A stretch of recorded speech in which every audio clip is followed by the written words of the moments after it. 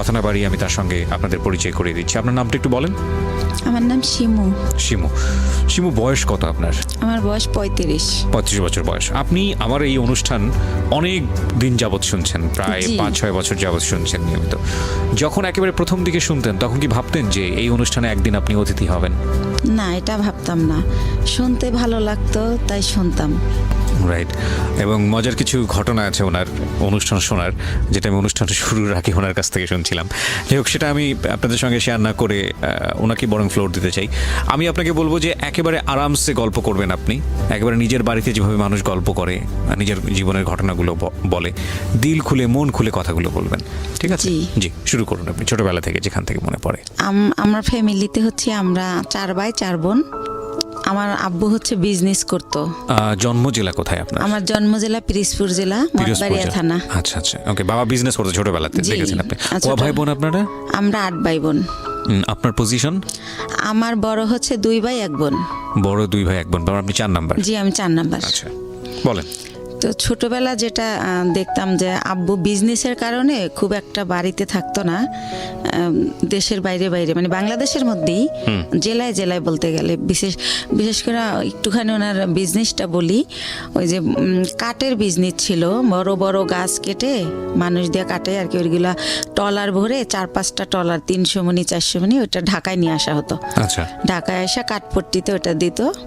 আবার যাওয়ার সময় দেখা যেত মুন্সিগঞ্জ থেকে মিষ্টি কুমড়ার সময় মিষ্টি কুমড়া, গোল আলুর সময় গোল আলু, এগুলো আবার নিয়ে যেত আমাদের এলাকায় মঠবাড়িয়াতে। এইটাই ওনার বিজনেস ছিল। তো খুব বেশি বাবাকে কাছে পেতাম না, তো যতটুকু পেতাম বাবা খুব ভালোবাসতো আমাকে। কিন্তু আমি জানি না কেন আমার মাঝে মাঝে মনে হতো যে আমি মনে হয় আমার আম্মুর মেয়ে না। আমার আম্মু আমি স্কুলে যাই সেটা চাইতো না। আমি সকালবেলা মাদ্রাসায় যেতাম পড়তে, আমার খুব ভালো লাগতো। আমার আম্মু সেটাও পছন্দ করতো না। কিন্তু আমার বড় যে ভাই বোন ছিল তারা ঠিকই স্কুলে যেত, পড়াশোনা করতো, তাদের জন্য বাসায় টিচার রেখে দেওয়া হতো। কিন্তু আমার বেলা সেটা হতো না। তো তারপরে আমি কিছু অফ করিনি, আমি সে মাদ্রাসায় যেতাম, আরবি পড়তাম, নামাজ পড়তাম। আমি 7 বছর বয়সের কথা বলতেছি, তখনই আমি নামাজ পড়ি। তারপরে পড়াশোনা করি। আমাদের বাড়িটা একটু বলি, আমার বাড়িটাকে সবাই বলে বড় বাড়ি, মানে খুব বংশীয় একটা পরিবার আমাদের। আমার এক দাদা ছিলেন কারিয়ানা পাস, সেজন্য সবাই বলতো কারি সাহেব ওনাকে, উনি চাচাতো দাদা। আর সে কারণেই আমাদের বাড়িতে একটা মসজিদ আছে। এই যে চ্যানেল আইতে রোজার সময় যে মসজিদের কারুকার্য দেখায়, সেখানে আমাদের মসজিদটা সারা বাংলাদেশের মধ্যে নাকি বিশ্বের মধ্যে, আমার এটা মনে নেই, পেপার আসছিল 10 নম্বর স্থান। এটা কি আপনাদের পারিবারিক মসজিদ? পারিবারিক মসজিদ, ছোট্ট একটা মসজিদ, বাট তার কারুকার্য আনকমন, অনেক আগের। সে কারণে এটা এভাবে হাইলাইট দেখানো হয়েছে। জি, তারপরে প্রাইমারি স্কুল আমাদের বাড়ির উপরেই। তো ওই স্কুলের আবার টিচার আমার ফুফুরাই, এরকম গভর্নমেন্ট স্কুল এটা। তো স্কুলে দেখা যেত আমি খুবই একটু মানে ছেলেদের মতো আমার চলাফেরাটা ছিল। যেমন অনেক টিফিনের সময় সবাই খাবার খেত, আমি কোন গাছে আমলকি হয়েছে, কোন গাছে এটা সেটা ফল পেরে আনতাম। তো এই জন্য স্যারদের খুব বকাও খাইতাম সবসময়। তো যাই হোক, এভাবে কাটে। তো ওই যে বললাম বাবাকে খুব কম পাই। তো একটা কথা মনে পড়ে বাবার, যে সে যখন যাইতো বাড়িতে ঢাকা থেকে, তো ওই কাপড়ের খুঁতি বলতো তখন, টাকা নেওয়ার জন্য আর কি, ওইটা ভরে টাকা নিয়ে যেত। আচ্ছা, তো ওই টাকা আমাদের খাটের উপর ঢালতো, সবাই মিলে গুছাইতো আর কি, সাইজ করতো যে এটা এত নোট, এগুলো দেখতাম। তখন মনে হতো যে আমরা তো অনেক বড় লোক, আমার বাবার এত টাকা, কত টাকা হবে এটা তো বুঝতাম না, ছোট মানুষ আমি। আচ্ছা, তো এরকম। আর আমার বাবা বংশের বড় ছেলে, সেই সুবাদে তারে সবাই বড় মিয়া বলে ডাকে। আচ্ছা, তো সেই সুবাদে আমরাও খুবই সম্মান পাই, বাইরে বের হলে সবাই খুব স্নেহ করে যে বড় মেয়ের মেয়েটা। তো এরকম। তো এর মধ্যে মধ্যে আমি যখন ক্লাস 5-এ, তখন আমার বরাপুর বিয়ে হয়ে যায়। তারপরে হচ্ছে আমি যখন ক্লাস 7-এ পড়ি, তখন একদিন আমি স্কুল থেকে এসে দেখি যে বাসায় কয়েকজন লোক ড্রয়িং রুমে বসা, টুপি পরা। তখন আমার বড় বোন আমার কাছে একটা পেপারস নিয়ে যায় যে এখানে একটা সই দে। তো আমি বলি, রে কিসের সই, ওনারা কারা? তো বলে সই দিতে বলছি, সই দিতে তোরা তো কিছু জানি না, লাভ আছে। আমাকে তাদের সামনেও নেয়নি, ঘরেই আমার বোন কাগজটা নিয়ে যায়। তখন আমি সই দিই। কিছুদিন পরে আমি শুনি যে আমার বিয়ে হয়ে গেছে। বিয়ে কি বা পুরো মানে ওই ছেলেটাও এখানে আসে নাই। তো কার সাথে বিয়ে হয়েছে কি আমি কিছুই জানতাম না। যেটা হয় এলাকায় এটা ছড়াই যায় যে আমার বিয়ে হয়েছে। স্কুলে গেলে সবাই বলে এই তোর নাকি বিয়ে হয়ে গেছে। তো বিয়ে কি এটাই তো আমি জানি না। তো আমি বলি যে কি বিয়ে হয়ে গেছে, কার সাথে বিয়ে হয়েছে, বিয়ে কেমনে হয়? বরাবরই তো দেখছি দুলাভাইয়ের সাথে বিয়ে হয়েছে, তো আমি তো এরকম দেখি নাই কিছু। তো এভাবে বলি। তো একটা সময় আমি আমার আম্মুকে অনেক একটু রাগ করেই বলি যে আমার নাকি বিয়ে দিয়ে দিছো, সবাই বলে এখন আমি আর স্কুলে যেতে পারি না, আমার লজ্জা করে, জিজ্ঞেস করে তোর জামাই কেমন এই সেই। তো আম্মু বলে যে এত কথার দরকার নাই, বিয়ে হয়েছে কিনা সময় হলে বুঝাই বলবো। তখন আপনি কোন ক্লাসে পড়েন? ক্লাস 7 এ উঠছি। ক্লাস 7 এ পড়েন। আচ্ছা, ছোটবেলা। তো এটা আপনাকে কিছুই বলা হয়নি, শুধু বলছে সিগনেচার করো? এরকম কিছুই হয় না, শুধু সিগনেচার। ধর্মীয় বিধান মতে এটা বিয়ে না। মানে আপনারা যদি বিয়েটাকে যদি আপনারা ধর্মীয় বিধানের জায়গা থেকে বলেন, আমাদের ধর্ম অনুসারে এটা বিয়ে হয়নি। এটা আমি ক্ষুদ্র জ্ঞানে বলছি, কিন্তু এটার মধ্যে যদি কোনো সীমাবদ্ধতা থাকে সেটার জন্য আমি ক্ষমা চেয়ে নিচ্ছি। বিশেষ করে এটার ব্যাপারে ভালো বলতে পারবেন যারা ইসলামী স্কলার তারা। আর রিলিজিয়নের জায়গার বাইরে এসে যদি আমরা লিগ্যাল জায়গা থেকে বলি তাহলে এটা একটা মারাত্মক রকমের অন্যায়, এবং লিগ্যাল জায়গা থেকে তো এটা বিয়ে হওয়ার প্রশ্নই ওঠে না। তো সেই জায়গাটা থেকে মেয়েটা যদি ক্লেইম করে যে আমার সাথে এরকম আচরণ করা হয়েছে, তাহলে পরিবারের প্রত্যেকটা সদস্য ফেঁসে যাবেন, আইনগতভাবে ফেঁসে যাবেন। এবং এই কথাগুলো আমি এই কারণেই বলছি যে বাংলাদেশের এখনো এই ধরনের ঘটনা ঘটে। প্লিজ এইসব জায়গা থেকে সাবধান থাকবেন। জি বলুন। তারপরে আম্মু তো এটার আমার কোনো ব্যাখ্যা দিত না। তো যখন আমার আব্বুকে আমি জিজ্ঞেস করি যে আব্বু বউ সাজে, শাড়ি পরে, 2জন বর বউ থাকে, তারপরে বিয়ে হয়, তো আমার বলে বিয়ে হয়েছে, তো কই এগুলো তো কিছু করেন নাই। তখন আব্বু বলে যে নাবালক যদি হয় মেয়ে, সেই ক্ষেত্রে গার্জিয়ানরাই সব, তুমি তো নাবালক, সেজন্য তোমার এগুলো হয়নি, বড় হও তখন এরকম ভাবে আবার অনুষ্ঠান করবো আমরা। তো এতটুকুই জানা হয়। তো এর মধ্যে কি হয় যে আমি যখন ক্লাস 8-এ, তখন ওই লোকের আর কি ভাই হচ্ছে চেল্লায় আসে ঢাকাতে। তো আসলে আমাকে নিয়ে যাবে ওদের দেশে। তখন যখন কোন লোকের ভাই এটা? ওই আমার হাজবেন্ডের ভাই। হাজবেন্ডের নাম কি ছিল? হাজবেন্ডের নাম ছিল জাহিদ। আচ্ছা, তো জাহিদের ভাই মানে আপনার ভাসুর? জি, আমার ভাসুর। আচ্ছা। তো উনি আর কি আসে ঢাকাতে, তো আমাকে নিয়ে যাব ওনার সাথে। তো আমার আবার একটা অভ্যাস ছিল, এটা ভুলে গেছি বলতে, যে ছোটবেলা খুব বেড়ানের শখ, কেউ গেলেই তার পিছে পিছে চলে যেতাম। আব্বু কোথাও যেতে নিলে আব্বুর পিছে, হয়তো খালি গায়ে আমি, কিন্তু দৌড় দিতাম যে আমার নিয়ে যাও। তো শুনলাম একটা দেশে যাব, নতুন একটা দেশ, ওদের বাড়ি পাবনা জেলাতে। তো আমি খুব খুশি, তো ওনার সাথে গেলাম। তো যাওয়ার পরে গ্রামে যেটা হয়, সবাই শুনছে যে আমি জাহিদের ওয়াইফ। তখন সবাই বলে যে মেয়ে, এত সুন্দর একটা মেয়ে, ওই সময় তো ছোট ছিলাম, সুন্দর ছিলাম, তো এত সুন্দর একটা মেয়ে পাগলটার সাথে কিভাবে দিল এর বাবা মা। আবার মেয়েটার একাই পাঠাই দিয়েছে, কেউ আসে নাই। কিন্তু পাঠাইছে অন্য সেন্সে, এটা আমার বাবার ফ্রেন্ডের বাড়ি, ওই সেন্সে পাঠাইছে। কিন্তু লোকজন সবাই জানে যে বউ হিসেবে আসছে, এটা জানছে গ্রামের মানুষ। তো এভাবে বলে, আমি তো সেম পুকুরে ডুবাচ্ছি, দৌড়াচ্ছি, শ্বশুর বাড়ি, তো ওইরকম বুঝতেছি না। তো ওনারে মা ডাকতে হবে, তো সেইভাবে আগে আন্টি ডাকতাম, এখন মা ডাকি শাশুড়িকে। ওটা বলে দিয়েছে যে ওনাকে মা ডাকবা? হ্যাঁ, বলে দিয়েছে। আমার আম্মু বলে দিয়েছে ঢাকা থেকে, তুমি আগে যখন আসতো তোমার আঙ্কেলের ওয়াইফ আন্টি বলতা, আঙ্কেল বলতা, এখন বাবা আর মা বলবা। তো আপনি জিজ্ঞেস করেননি বাবা মা কেন বলবো? ওই যে বিয়ে হয়েছে তার ছেলের সাথে না, কিন্তু সেটা তো আপনি তখনও জানেন না। জানি বলতে সে তো মুখে বলতো যে বিয়ে হয়েছে। ও আচ্ছা আচ্ছা। আপনিও প্রশ্ন করেননি যে ঠিক আছে বিয়ে মানে বিয়ে? ওকে, তো আমি আসলে ভাইয়া জানতো না, বুঝতেন না। জি, রাইট। তো তারপরে হচ্ছে আমি আমার শাশুড়িকে জিজ্ঞেস করি যে মা, সবাই যে বলে যে পাগলের কাছে বিয়ে দিছে, পাগলকে? তো বলে আরে ও হচ্ছে জাহিদের কথা বলে। তো আমি বলছি ওনারা সবাই পাগল বলে কেন? তো বলে ও হচ্ছে ঠিক মতো গোসল করে না, পুকুরে ডুবায়, মাঝে মাঝে খেলতে অন্য অন্য জেলায় চলে যায়, ফুটবল খেলে, তো সেজন্য সবাই পাগল বলে, মানে খুব ভালোভাবে থাকে না, অপরিষ্কার একটু থাকে। তো এইভাবে আমাকে যেটা বুঝালো, তো এইভাবে বুঝলাম, কয়েকদিন বেড়ালাম, তারপর আবার আমার আব্বু যাই নিয়ে আসলো আমাকে। তখনও জাহিদের সঙ্গে আপনার দেখা হয়? না, দেখা হয়নি, ওনাকে আমি দেখিনি। তো আমি জানি না উনি কই, বা আমার ওই তো কিউরিসিটিও নাই। এক্স্যাক্টলি। তো আমি আবার ঢাকা চলে আসলাম। আসার পরে আমার ওই যে মাথার মধ্যে ঢুকছে গ্রামে যে একটা পাগলের কাছে আমার বিয়ে দিছে, ওইটা আমার মাথার থেকে আর সরতেছে না। আমি পড়াশোনা করতে পারতেছি না, স্কুলে যাইতে পারতেছি না, হয়তো ক্লাসে আসি ম্যাডাম কি বলতেছে আমি শুনি না, এরকম হয়ে যাচ্ছি, মানে কিরকম জানি। তো তখন এরকম হওয়াতে আমার আম্মু আব্বুকে বললো যে হয়েছে, ওদেরকে একটা বাসা টাসা ভাড়া নিয়ে আলাদা করে দাও, তোমার মেয়ে শুধু প্রশ্ন করে, পড়ালেখা করতে চায় না। আমার নাকি আমার আম্মুর নাকি ক্লাস 5-এ বিয়ে হয়েছিল, আমার আব্বু বড় টড় করে তারে সংসার করছে। তো আমার আম্মু বলতেছে আমারও তো ক্লাস 5-এ বিয়ে হয়েছে, কই আমি তো তোর মতো করিনি, তুই তো আমার চেয়ে বড়, তুই তো 7-এ পড়িস। তো এরকম আমার ব্যাপারগুলো কেমন জানি লাগে, আমি কি করব বুঝতে পারি না, কার সাথে শেয়ার করব তাও বুঝতে পারি না। তো একটা সময় কি করে আমার আম্মু যে হাজবেন্ড বুঝানোর জন্য নাকি আমি জানি না, আমার একটা বাসা ভাড়া করে দেয়। আমি ক্লাস 8-এ বাসা ভাড়া করে ফার্নিচার দিয়ে ওনার সাথে আমারে দেয়, উনি আনে। এই প্রথম ওনাকে আমি দেখি, একটা অনুষ্ঠানও করে ঘরোয়াভাবে নিজেদের আত্মীয় স্বজনের করে, ওই বাসাটা আমারে দেয়। মৌলবি পড়ে যে মৌলবি এনে যে কবুল বলতে হয় সেটা করিয়েছে আপনাকে? না।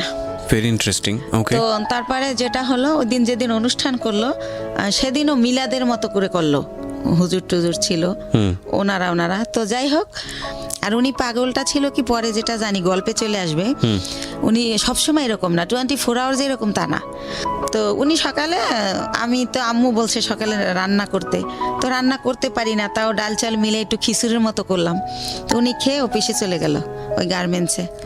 তারপরে এভাবেই করে, সে বাসায় আসে, খাওয়া দাওয়া করে, আমার সাথে তেমন কোনো কথা বলে না। এরকম পরের রাতে আবার দেখলাম কি, আমার একটা ছবির অ্যালবাম ছিল ফ্রেন্ডদের সাথে, কাজিনদের সাথে, ওইটা উনি টেনে টেনে ছেড়ে, তো ওই কাগজ ছেড়লে একটা আওয়াজ হয়, তো আমি ঘুমাই পড়ি কিন্তু ওই আওয়াজে জেগে যাই।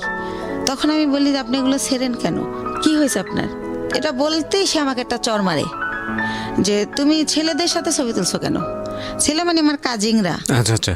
তখন আমি বলি তো কি হয়েছে, ও তো আমার খালাতো ভাই, আর আমরা তো একই বয়সের, একসাথে পড়াশোনা করছি, আমাদের বাসা থেকে পড়াশোনা করছে, তাই আপনি এমন করেন কেন, আপনি কি পাগল? আমি রাগ করে বলে ফেলি। তখন আমি ঠিক করি যে এর সাথে তো থাকা যাবে না, এভাবে কিভাবে থাকবো। তো ওই দিন রাত এভাবে কাটে, আমি সকালবেলা বাড়ি চলে যাই, গিয়ে আমার আম্মুকে বলি, বললে আমার আম্মু বলে তুমি বেশি চালাক, তোমাকে কে দেছে এই বুদ্ধি, কিসের পাগল, পাগল হলেও চাকরি করে কেমনে?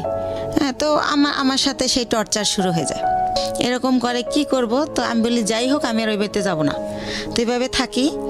তারপরে আমি ঠিক করি যে আমার কিছু একটা করতে হবে, আমি এই বাসায় থাকবো না, ওই বাসায় থাকবো না। তো আমাদের একটা পারিবারিক ডক্টর থাকে, পিজির অধ্যাপক, উনি ওনার একটা ক্লিনিক দেয় মিরপুরে। তো আমি ওনার সাথে একদিন দেখা করে বলি, আঙ্কেল আপনার এখানে আমার একটা কাজ দিবেন? তো বলে কি কাজ করবা তুমি, ছোট মানুষ? তাই আমি বলি ওই যে প্রেশার মাপে কত কিছু করে, ইঞ্জেকশন দেয়, ওইটা আমার শিখাবেন, আমি ওগুলো পারবো। তা আমি এইতে তো অনেকটা তো আর ছোট না। তো স্যার বলে, ওই আঙ্কেল বলে ঠিক আছে, এখানে চাকরি করলে আমাকে স্যার বলতে হবে, স্যার বলতে পারবা? হাসে আর বলে। আমি বলছি হ্যাঁ পারবো। তো ওইখানে কিছুদিন আমি শেখার পর আমি ওগুলো শিখে যাই, শেখার পরে আমার কিছু স্যালারি দেওয়া হয়, আর বেশি হচ্ছে আমার ভালো লাগে যে আমি ওইখানে টাইমটা পাস করতে পারি। আচ্ছা। তো এইভাবে চিন্তা করি, আপনি নিজের বাড়ি থেকেই করছেন? হ্যাঁ, শ্বশুর বাড়িতে যাচ্ছেন না, ওই বাসায় আমি যাই না, তো বাবার বাড়ি থেকেই করছি, বাবার বাড়ির কাছেই, যেহেতু সেকেন্ড কলোনি থেকে মাজার খুব দূরে না। তো এভাবে করি। তো আমার বাবা জানতে চায় কেন করি, আমি বলি যে ডাক্তারি পোশাক, নার্সের পোশাক আমার ভালো লাগে, তো তাই করি, আমার খুব ভালো লাগতেছে। তো পড়াশোনার কি হবে, আমি না পড়াশোনা চলবে, সমস্যা নেই। তো এভাবে যাইতে থাকে। তো ওই লোকটা একেবারে অসুস্থ হয়ে পড়ে একটা সময়, মানে জাহিদ। আচ্ছা, আপনার হাজবেন্ড? হ্যাঁ, অসুস্থ হয়ে পড়লে ওনাকে অনেক জায়গায় ডাক্তার দেখানোর পর লাস্টে ওই ক্লিনিকেই ভর্তি করে। আঙ্কেলের ভর্তি করলে জিজ্ঞাসা করে আঙ্কেল যে এটা কে, তখন বলে যে আমার হাজবেন্ড, মানে যার অধীনে আপনি চাকরি করছেন? জি জি। ওকে। তো আঙ্কেলের ক্লিনিক, আঙ্কেল ওটার মালিক আর কি। তো বলে যে ওর হাজবেন্ড। তো আঙ্কেল অবাক হয়ে যায় যে ওর আবার বিয়ে হলো কবে, আমি জানলাম না, আর এতটুকু মেয়ে বিয়ে দিয়ে দিয়েছেন, কি করছেন, এই সেই আম্মুকে অনেক প্রশ্ন করে। তো তারপরে বলতেছে উনি আবার আমার চেয়ে তো অনেক সিনিয়র, 12-14 বছরের বড়, জাহিদ। জি। তো এই জায়গাটায় হচ্ছে আঙ্কেল আমার বাবা মাকে অনেক রাগই করে, যেহেতু পারিবারিক ডক্টর, সেভাবে একটা তাদের ভালো রিলেশন। তখন আমাকে সেই বলে যে তুমি হচ্ছে পরীক্ষা দিবা, স্কুল করতে হবে না, তুমি কাজ শেখো, তোমার ভবিষ্যৎ তুমি করো, এর কন্ডিশন ভালো না, এই কোন সময় কি হয়ে যায় বলা যায় না, স্যার আমাকে বলে। তখন আমি স্যার ডাকা শুরু করি যখন আমি ওখানে জব শুরু করি। তো তারপরে যেটা হয় যে আমার আব্বু ওনাকে ভারতে নিয়ে যায় ট্রিটমেন্টের জন্য, যেহেতু আমাকে বিয়ে দিয়ে ফেলছে। আর আমাদের ফ্যামিলিতে 2 বিয়েটা অ্যালাউ করা হয় না, বা ডিভোর্স এটা অ্যালাউ করতে পারে না। ওই যে বললাম আমার দাদা কারিয়ানা পাস। তো ওইখানে গেলে ওনার ধরা পড়ে যে ওনার বুকের একটা হাড় ভাঙা, ওনার এই মাথার কিছু রক, ছোট ছোট রক ড্যামেজ। তো এইভাবে অনেক কিছুই ধরা পড়ে যায় বাবার কাছে। তো বাবা আয়সা যখন আমার শ্বশুরের মধ্যে মারা যায়, তো শাশুড়িকে প্রশ্ন করে যে আপনার ছেলে এত দিক দিয়ে ড্যামেজ, তারপর আমার মেয়েটাকে কেন নিলেন? আমার এত সুন্দর মেয়েটা হরিণের মতো দৌড়াতো, সেই মেয়েটাকে এরকম করেন, এখন কি করব আমি? আর ওখানে ডক্টর বলেই দিয়েছে যে এ সম্পূর্ণ সুস্থ হবে না, কিছুদিন ভালো থাকবে, আবার এটা হবেই, এটা সম্পূর্ণ সুস্থ হওয়ার মতো না। আচ্ছা। তো এভাবে নিয়ে আসে। তো এগুলো যখন আম্মুকে আমার আব্বু বলে, তখন আমি শুনতে পারি আড়াল থেকে। তখন আমি ঠিক করি যে না, আমার নিজের পায়ে নিজে দাঁড়াতে হবে।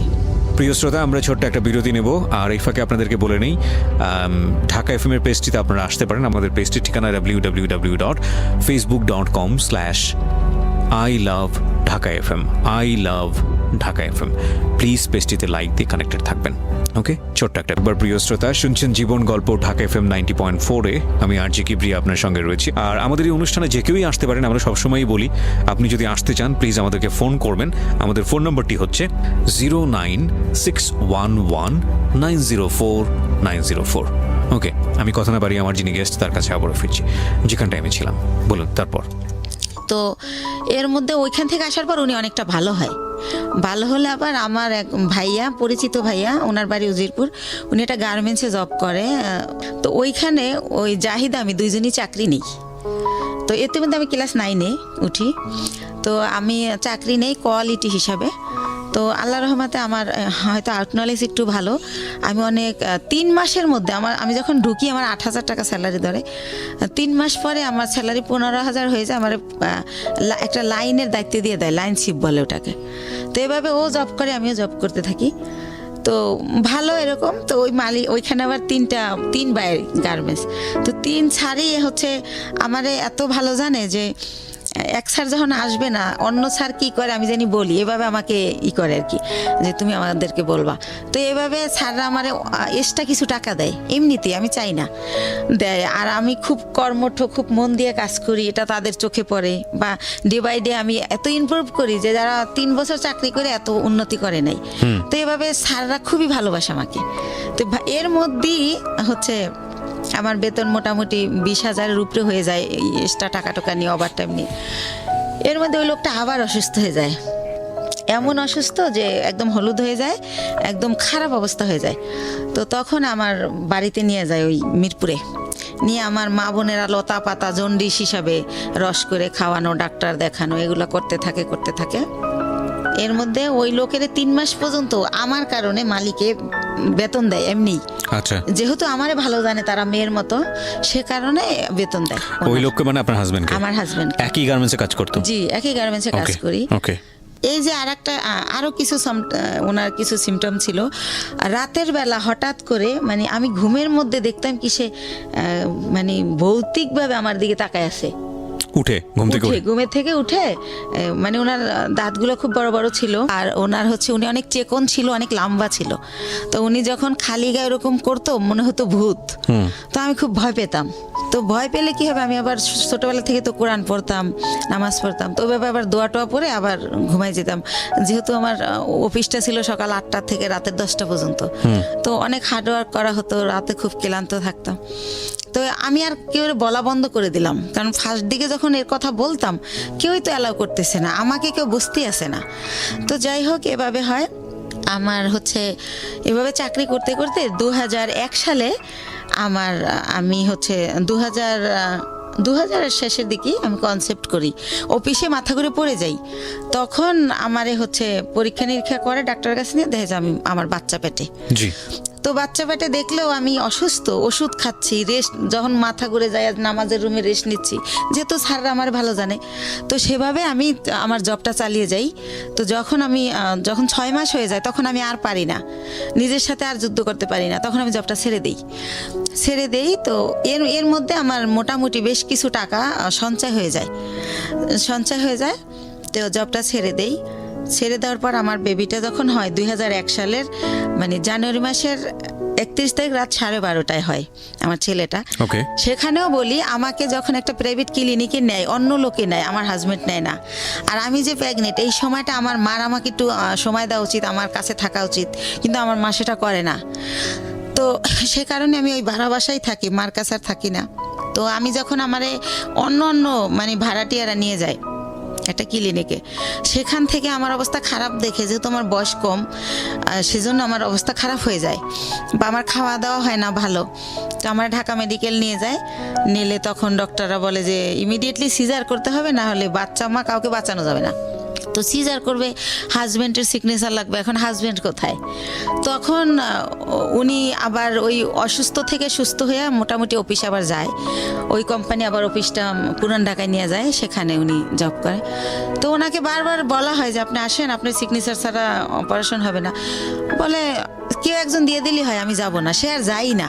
তো এক পর্যায়ে আমার যে এক ভাইয়া, ওই যে বললাম যে আগে জব করতাম একসাথে, ওই ভাইয়াটা হাজব্যান্ডের জায়গায় সিগনেচার করে। তো আমার সিজারে আমার ছেলেটা হয়। আপনার ছবি দেখাবো না, আমি নিয়ে আসছি মাশাল্লাহ। তো আমার ছেলেটা ডক্টর হচ্ছে এভাবে পা ধরে ঝুলায় বেডে গিয়া, যখন আমার বেডে দেওয়া হয়, আমার যখন সেন্স ফেরে, তখন বলে যে আপনার ছেলেটা অনেক মেধাবী হবে, আমি এত বছর এই জবে আছি, এরকম খুবই কিউট, খুবই স্বাস্থ্যসম্মত হয় বেবিটা, তো ওরে ডাক্তারি পড়াবেন, আমার রিকোয়েস্ট রইল। এভাবে বলে কথা বলতে বলতে। তো হসপিটালে আমি 10 দিন থাকি।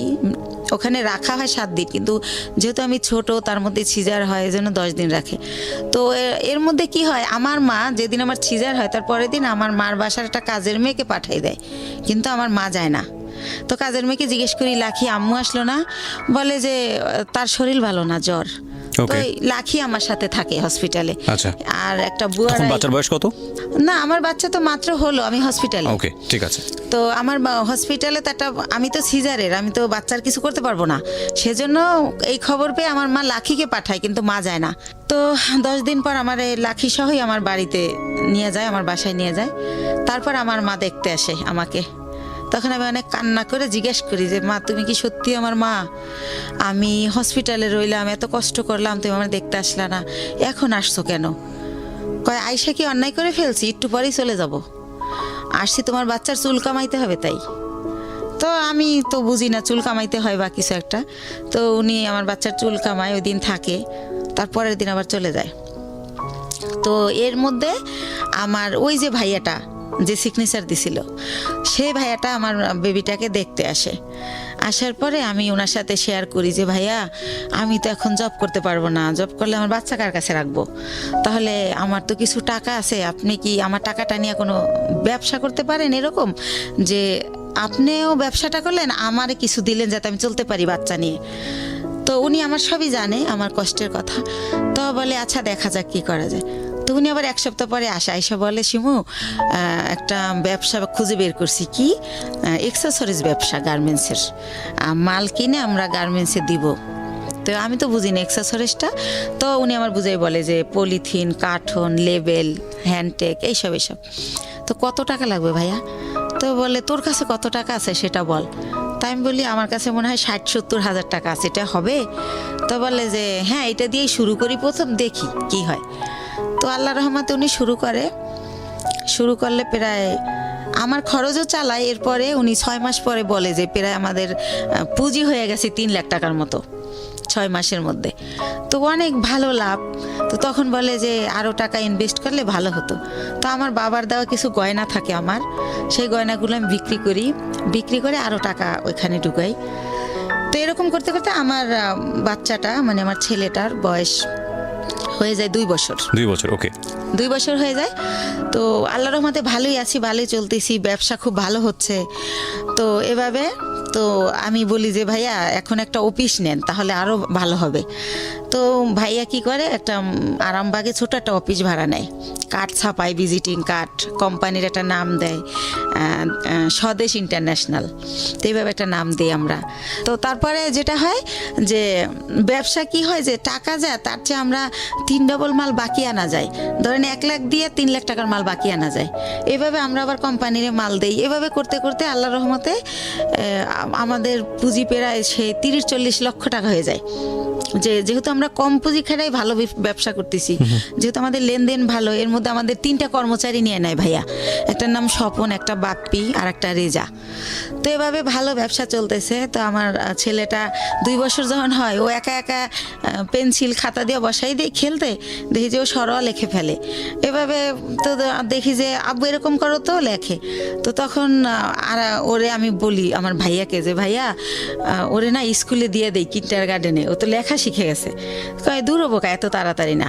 তো এরকম করতে করতে আমাদের বাসায় একটা ম্যাডাম ভাড়া থাকে পাশের ফ্ল্যাটে। তো ম্যাডামকে বলি, ম্যাডাম কয় ওর পরীক্ষা দেওয়া লাগবে না, এমনি নিয়ে যায় নাইসেন, ভালো হবে, এতে ওর শেখা হলো, সামনের বছর ভর্তি করবেন। তো এইভাবে নিয়ে যেতাম, আসতাম, ফিটার নিয়ে যেতাম ব্যাগে করে, ওর ফিটার খাওয়াতাম টিফিনে। তো এভাবে ওরা সবাই আদর করে। ওর নাম হীরামণি। তো ওর নাম হীরা, তো আদর করে সবাই হীরামণি ডাকে।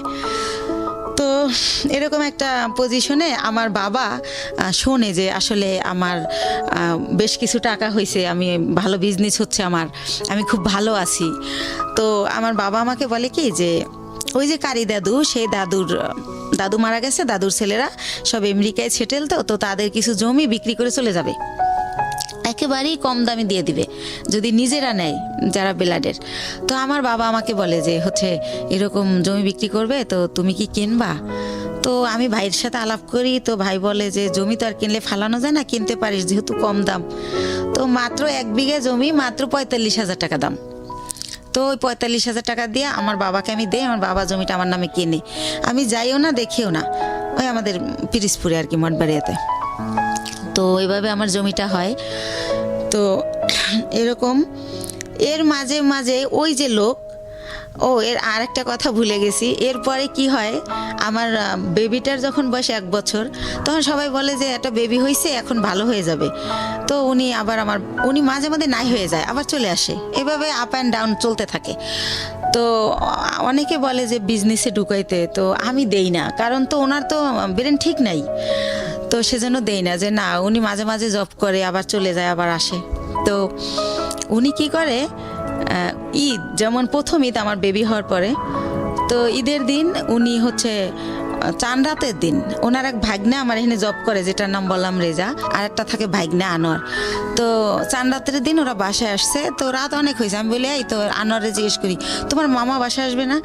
বলে না। আমি বলছি কেন, কোথায় গেছে? কয় ওনার এক ফ্রেন্ড আসছিল কুমিল্লা থেকে, সম্ভবত উনি কুমিল্লা চলে গেছে। তো এর আগেও একবার ফার্স্ট ঈদে এরকম করে, উনি চান রাতের দিন নাই হয়ে গেছে। তো উনি আবার কোরবানির আগে ব্যাক করে। এতদিন উনি কই ছিল জিজ্ঞেস করলে অ্যান্সার করে না। তো সেম কাহিনী আমার ছেলে হয়েছে, আমার ছেলের বয়স 1 বছর, আমার ছেলের ফার্স্ট ঈদ উনি এরকম চান রাতে আসে নাই। তো আমি বললাম যে আগে আসে নাই সেটা একটা ব্যাপার ছিল, এখন তো একটা ছেলে আছে, তা উনি গেল কোথায়? তো এভাবে জানতে জানতে জানি যে উনি কুমিল্লা চলে গেছে। কিন্তু ওনার একটা ব্যাপার ছিল যে উনি কোথায় যেত এটা বলে যেত না কখনো, ওনার মনে হয়েছে উনি চলে গেছে, আবার কেন জানি মনে হয়তো উনি ব্যাক করতো, উনি এই টাইপের ছিল। তো এভাবে কিন্তু আমার বাবা ওই সম্পত্তিতে আমার নামের জায়গায় স্বামীর নাম ইউজ করতে হয়, কাগজের তো একটা আছে, ফর্মালিটি আছে সেই ক্ষেত্রে। তো এভাবে করতে করতে 2007 সাল খুবই ভালো চলতেছি। 2007 সাল হয়ে গেল, আমাদের বিজনেস আরও অনেক বড় হলো, সরকারিভাবে এলসি করা হলো। তো এভাবে করতেছি। এর মধ্যে হচ্ছে ওই যে ভাইয়া যে প্রধান ছিল বিজনেসের, সব কিছু দেখাশোনা করতো, ওনার নাম হচ্ছে দুলাল, ওনার বাড়ি উজিরপুর থানায়, সানুহার গ্রাম।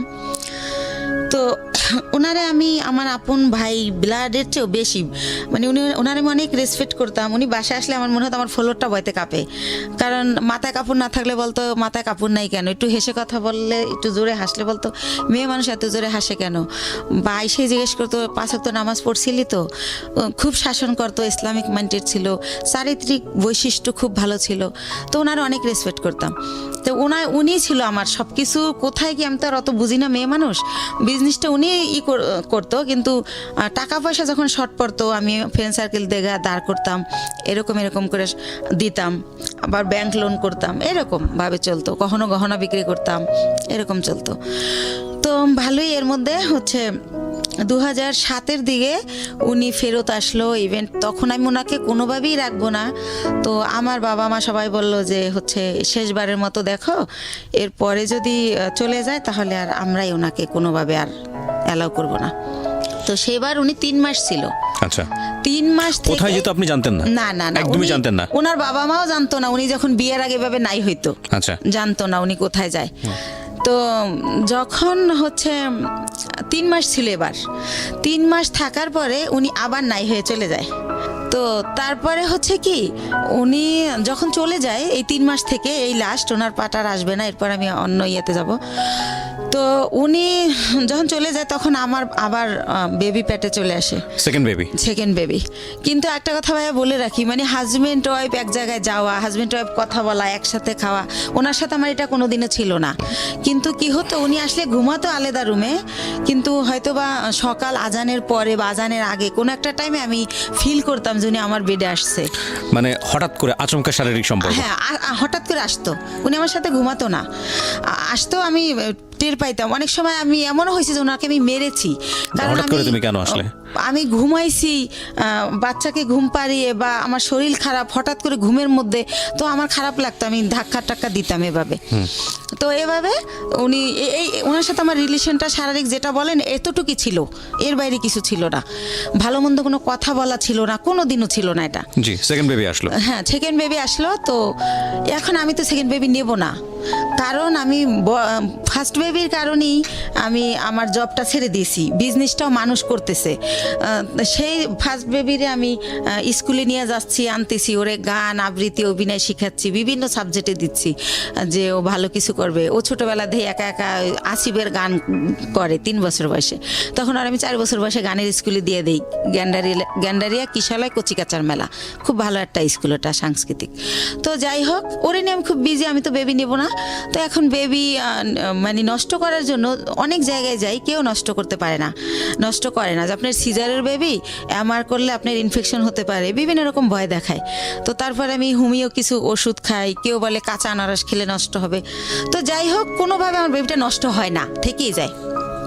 থেকে যাওয়ার পরে ঠিক আছে, সেকেন্ড বেবি পেটে। তো এভাবে সেকেন্ড বেবিটা হয় 8 দিনে। ওই টাইমটাতে আমি অনেক অসুস্থ থাকি, এতটা অসুস্থ, 8 দিনে আমার 2 মাস থাকতে হয় হসপিটালে। তো ওই টাইমটাতে 2 মাস আমি যখন থাকি, ওই যে আমার ভাইয়া, সে আমার ব্যবসার টাকা দিয়ে তার ভাইকে বিয়ে করায়, তার বোনকে বিয়ে দেয়। এরকম করতে করতে আমি, আমার কর্মচারী যারা, তারা আমাকে জানায় যে ম্যাডাম, আপনার কিন্তু ঘরের ইন্দুরে বান কাটতেছে, আপনার কিন্তু শেষ হয়ে যাচ্ছে সব, টেরও পান না আপনি। তো আমি বুঝি না, ইনডাইরেক্টলি বলা এত কথা আমি বুঝি না। এই ভাইটা কে ছিল আপনার? ওই যে আমার যে বিজনেস করতো, টাকাগুলো আমি দিতাম, বাট সে বিজনেসটা আপন ভাই তো না? না না। তাহলে উনি আমাকে বোন ডাকছিল, আর আমার বড় ভাইয়ের নামে ওনার নাম। ওকে, সেই সুবাদে ওনার আমি ভাই বলি। ঠিক আছে। তো এইভাবে, তো আমি এগুলো শুনলে ওনার আমি এত বিলিভ করি যে এত বছর সে আমার বিজনেসটা, সে 60,000 টাকা পুঁজি থেকে আল্লাহ রহমতে এখন 40-50 লক্ষ টাকার বিজনেস, সে যদি আমার ভালোই না বাসতো এটা তো হতো না। আর আমার ছেলেটাকে প্রচণ্ড রকম ভালোবাসে, মানে সে ডিউটিতে থাকলেও বারবার ফোন দিয়ে জিজ্ঞেস করে। এর মাঝে যখন ফোন বের হয়, সে আমার ফোন কিনে দেয় আমার ছেলের খবর নেওয়ার জন্য, আমি ফোন ইউজ করি, এরকম অনেক কিছু হয়ে যায়। তো যাই হোক, একটা সময় কি হয় যে 2011 সালের দিকে সে আমার শুধু বলতে থাকে আমার বিজনেসে লস, সিগনেট তোমার টাকা মেরে দিছে, অমুক জায়গায় এত লাখ টাকা, অমুক জায়গায় 7 লাখ 3 লাখ, এগুলো বলে। আমি যে ফ্ল্যাট ভাড়া দিব, সে আমার ভাড়াও ঠিক মতো দিতে পারতেছে না। আচ্ছা, এর কারণ হচ্ছে যে সে টাকাগুলো অন্যদিকে খরচ করতেছে। এর মধ্যে আমি বাপ্পির কাছে জানতে পারি সে গুলশান বনানীতে একটা ফ্ল্যাট কিনে ফেলে।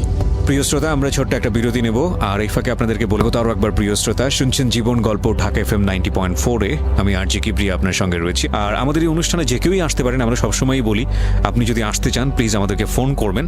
আমাদের ফোন নম্বরটি হচ্ছে 09611904904। ওকে, আমি কথা না বাড়িয়ে আমার যিনি গেস্ট তার কাছে আবারও ফিরছি, যেখানটায় আমি ছিলাম। বলুন তারপর। আমার যত টাকা থাকে ওটা দিয়ে উনি ফ্ল্যাট কিনে ফেলার কারণে আমার ব্যবসার পুঁজি শেষ হয়ে যায়, কিন্তু উনি আমার সেটা বলে না। তো এর মধ্যে বাপ্পি যখন বলে, ওনার আমি যখন জিজ্ঞেস করি যে ভাই, ওনার আমি ভাই বলেই ডাকতাম, আর উনি আমার ভাই ভাইকেই কথা বলতো। তো ভাই একটা সত্যি কথা বলবেন, একজনের শুনলাম আপনি নাকি আমাদের জন্য একটা ফ্ল্যাট কিনছেন। আমি আমাদের জন্য বলি, আমি উনি কিনছে ওটা বলি না, আমাদের জন্য একটা ফ্ল্যাট কিনছেন। তখন হাসে আর কয়, এই গুলশান একটা ফ্ল্যাটের দাম জানিস? কিসের ফ্ল্যাট কিনছি গুলশানে? তুই ভুল শুনছিস। তো এর মধ্যে আবার সে আমার একটা সান্ত্বনা দিল যে রিভার ভিউতে 6 শতক জমি কিনছি তোর আর আমার নামে। হয়তো ওইটা কেউ শুনছে, বাপ্পিরে বলছিলাম, মনে হয় বাপ্পি তোরে ওইটা উল্টাভাবে বলছে। তো আমি ভাইয়ের কথাই বিশ্বাস করলাম, বাপ্পির কথা আর বিশ্বাস করলাম না। বাপ্পি আমাদের শুরু থেকেই কর্মচারী। তো যাই হোক, এভাবে 12 সালে দেখি যে আমার হচ্ছে মানে এমন অবস্থা হয়ে যাচ্ছে, সে 2-3 মাসের ভাড়া একসাথে দিচ্ছে।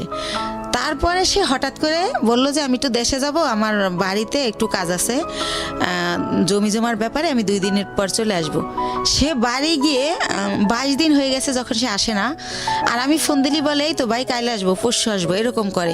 এদিকে কর্মচারীরা বলে যে যাদের থেকে আমরা মাল বাকি আনি ওরা টাকার জন্য তাগেদা দিচ্ছে, আবার আমরা যেখানে টাকা পাবো সেখানে ওরা গেলে টাকা দিচ্ছে না, যে টাকা তো দেবো দুলালের কাছে। তো এভাবে আমি একদিন অনেক কান্নাকাটি করি, ভাই আপনি আসেন না কেন, এরকম এরকম অনেক কিছু বলি। এর মাঝে আমাদের ডিএসএস একটা অফিস নেয়, ওই অফিসটা ছেড়ে আরামবাগেরটা।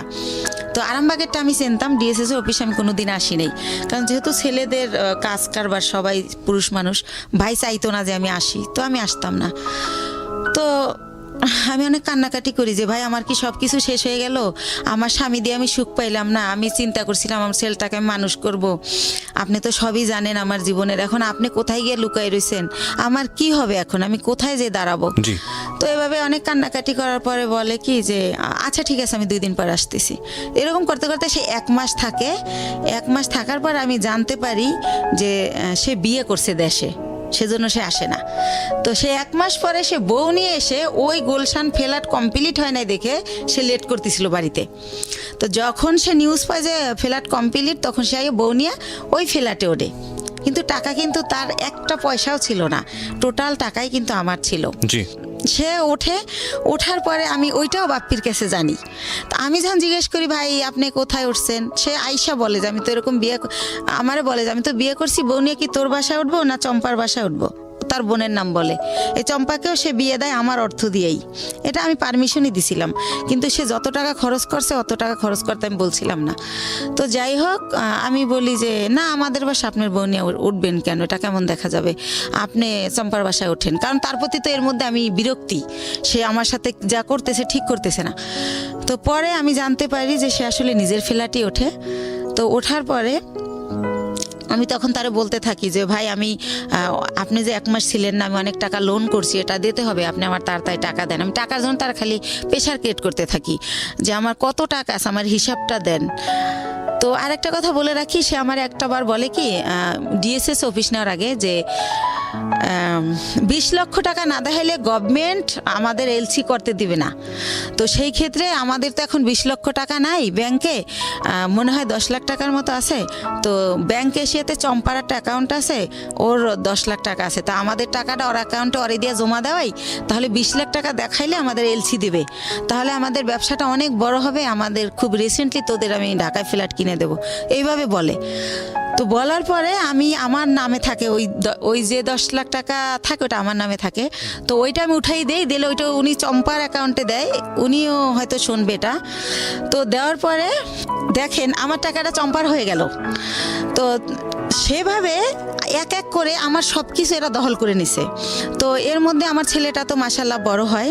তো এর আগে আরেকটা কথা ফেলাই যায়, 2009 সালে আমার ছেলে একটা মুক্তিযুদ্ধের গানের উপর নাচ করে বৈশাখী টিভিতে। ওইটা দেখার পরে ওরে অনেক চ্যানেল থেকে ডাকে। তো তারপরে আমি ওরা অনেক কিছুতে ভর্তি করি। তারপরে হচ্ছে ও 2009-এর শেষের দিকে বাংলাদেশ টেলিভিশনে একের পর এক প্রোগ্রাম করে। তো এই যে আমার টানাপোড়ের কারণে, আমি ছেলেকে নিয়ে দৌড়ানোর কারণে, আর আমার তো বিশ্বাস ছিল যে ভাই আমার সাথে বিশ্বাসঘাতকতা করবে না। তো এভাবে আমার ছেলের এই যে গান অভিনয় করে, নাটক টাটক এটা বন্ধ করে দেই। ঠিক আছে, বড় ছেলেটা ছোটটা না, ছোটটা ঘরেই থাকে, ওরে কোথাও নেই না। ও হয় ছোট, ওর ওই হিস্ট্রি বলবো না, চোখ ফোটে না, 7 মাসের সময় বের করে ফেলতে হয় আমার অসুস্থতার কারণে। আপনার লাইফের অনেক বড় পার্ট, এবং এই অপ্রাপ্ত বয়স্কে যে বাচ্চাটা হলো, এই বাচ্চাটার জন্য তো ভবিষ্যৎ অন্ধকার হয়ে যাওয়ার মতো অবস্থা, এবং আপনার জন্য সেটা অনেক বড় রিস্কি ছিল বলেছেন আপনি। ইনফ্যাক্ট এতটুকু বলা ঠিক আছে। আচ্ছা ঠিক আছে। তো যাই হোক, আমি বলছিলাম না যে 2 মাস ছিলাম হসপিটালে, তো এই জন্য ছোট ছেলেটাকে কোথাও নেও না, কিছু শিখাইও না, বড় ছেলেটাই। তো এর মধ্যে হচ্ছে যেটা হয় যে আমি এখন 2 ছেলে নিয়ে কি করব। এর মধ্যে 8 সালের পরে আমার স্বামীর সাথে টোটালি আমার আর মানে কোনো খোঁজ কেউ দিতে চাইলে আমি নেই না, বা আমি এমন জায়গায় বাসা ভাড়া নেই যে সে জানি নাচে নেই, কারণ তার যে সিমটম এগুলো যেন আমার ছেলেরা না দেখে। আমার ছেলেরা জানি ভালোভাবে মানুষ হয়, আমি ওদেরকে মানুষ করব। তো এইভাবে যখন আমাকে নিঃস্ব করে দেওয়া হয়, দুলাল ভাই সব কিছুই সে আমাকে দেবে বললে নিখোঁজ হয়ে যায়, কিছুই দেয় না। আপনার বিজনেস সমস্তটুকু নিয়ে সে নিখোঁজ, একদম নিখোঁজ। সব কিছু যখন নেওয়া শেষ, যতদিন বাকি ছিল ততদিন আমাকে আশা দিত যে এই তো সামনের মাসে তোরে 7 লাখ টাকা দিতেছি, এইভাবে আশা দিত, তা 3 লাখ টাকা দিতেছি। পরবর্তীতে আর আমার কিছুই দেয় না, সে নাই হয়ে যায়। তো তখন আমি মেন্টালি এতটা ডিজাস্টেড হয়ে যাই, আমি পাগল হয়ে যাই টোটালি। আমি রাস্তায় শুধু হাঁটি।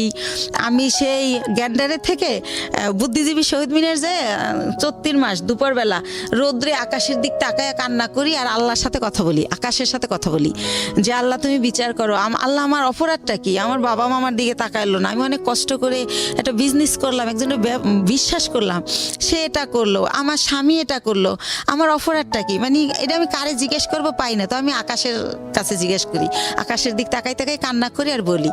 তো এই টাইমটাতে আমি ভাইয়া 3টা মাস আমি শুধু ওর স্যালাইন খেয়ে বেঁচে থাকি। মানে যখন দেখি আমি আর পারি না, তখন একটা স্যালাইন গোলাই আর খাই। আমার ব্যাগে সবসময় পানি থাকে 1/2 লিটার আর স্যালাইন থাকে 4-5টা। তো এভাবে আমি 3টা মাস, আমার মনে আছে, আমি ভাতের আহার গিলতে পারি না। আমার কি হলো, আমার কি হবে, আমি নিঃস্ব হয়ে গেলাম। দুলাল ভাইরে আর আমি খুঁজে পাই না কোনোভাবে, সে নাম্বার চেঞ্জ করে ফেলে। তো যাই হোক, তার বাড়ি ঠিকানা জানতাম, কিন্তু বাড়ি যাই আমি কি করব, কাকে বলবো, এটা সে তো বাড়িতে যায় নাই। তো যাই হোক, এভাবে গেল এই পাঠ। তো তখন আমার তো এই বাচ্চা 2টাকে কিছু করে খাওয়াতে হবে ভাইয়া। তো তখন আমি আমার চিন্তা করলাম, আমি এর আগে ওই যে বড় জমিটা যে কিনলাম, তারপর আবার একটা ছোট জমি কিনি, 5 কাঠার জমি। এটাও আমার এক চাচার থেকে কেনা।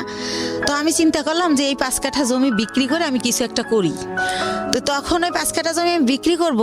এখন আমি যাকেই ঠিক করি, যেই আমাকে জমিটা কিনবে, যে জমিটা অ্যাডভান্স করতে যায়, তাকে আমার বোন থেরেট দেয়, বড় বোন, যে ওই জমি কিনলে তোর পা ভাঙা হাতও ভেঙে ফেলবো। লাস্ট পর্যন্ত আমার সৎ কাকা কিনবে, কালকে আমাকে 1 লাখ টাকা দিবে।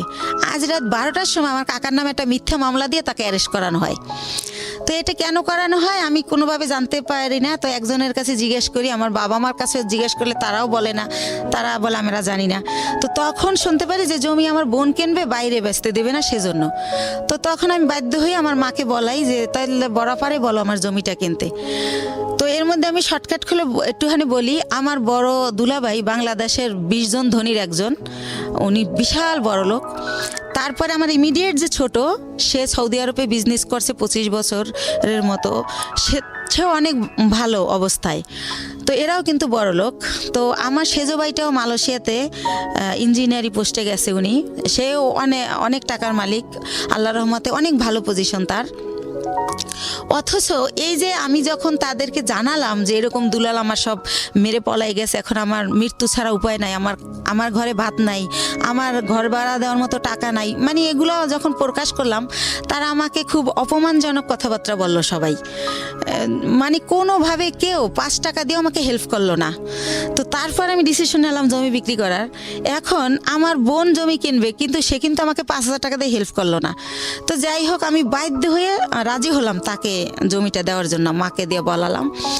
তারপরে আমি গ্রামে গেলাম, তারপরে সে একজনকে দিয়ে জিজ্ঞেস করাইলো আমি জমির দাম কত চাই। তো আমার মা আমার শিখিয়ে দিল, তুমি বললো যে আপা তোমার যা ইচ্ছা তাই দিও, তাহলে তুমি বেশি পাবা, দাম টাম চাইও না। তো আমার মার কথাই আমি আমার বোনকে বলি, ওই যাকে দিয়ে বলায় তাকে বলি। তো পরের দিন আমাকে রেজিস্ট্রি করতে নিয়ে যায়, আমাকে কিন্তু 1 টাকাও দেয় নাই, বা কতটুকু জমি বা কত দাম কিছুই বলে নাই। তো ম্যাজিস্ট্রেট যখন জিজ্ঞেস করে, আমি বলি যে হ্যাঁ টাকা বুঝে পাইছি। তো উনি আসার পর আমাকে মাত্র 1 লক্ষ টাকা দেয়, দিয়ে বলে যে তোর জমির দাম হচ্ছে 2,35,000, তো আর 1,35,000 টাকা আমি 15 দিন পরে দেব।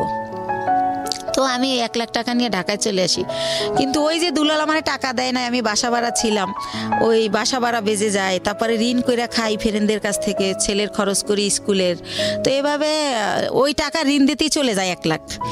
তো তখন আমি ব্যবসা আবার কিভাবে করব, তখন আমি আবার আমার বোনকে বলি, বলতে বলতে আমার মা বলে যে তুমি বাড়িতে আসো, আবার যাই, তখন আমার বোন আবার আমাকে 1 লাখ টাকা দেয়, দিয়ে বলে যে এই 35,000 টাকা বাকি আছে, এইটা তুই চাবি না ফোন করে, কখনো বলবি না, আমার যখন হবে আমি তোরে ফোন করেই বলবো, তখন তোরে দিয়ে দেবো।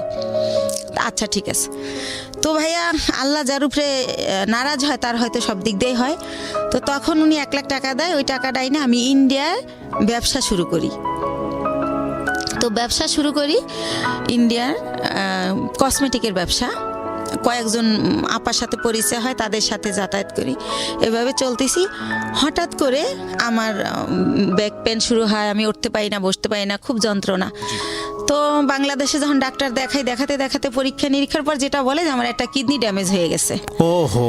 তো একটা কিডনি ড্যামেজ কত সালের ঘটনা এটা? কত সালের ঘটনা এটা? হচ্ছে 13 সালের ঘটনা। 13 সালের ঘটনা।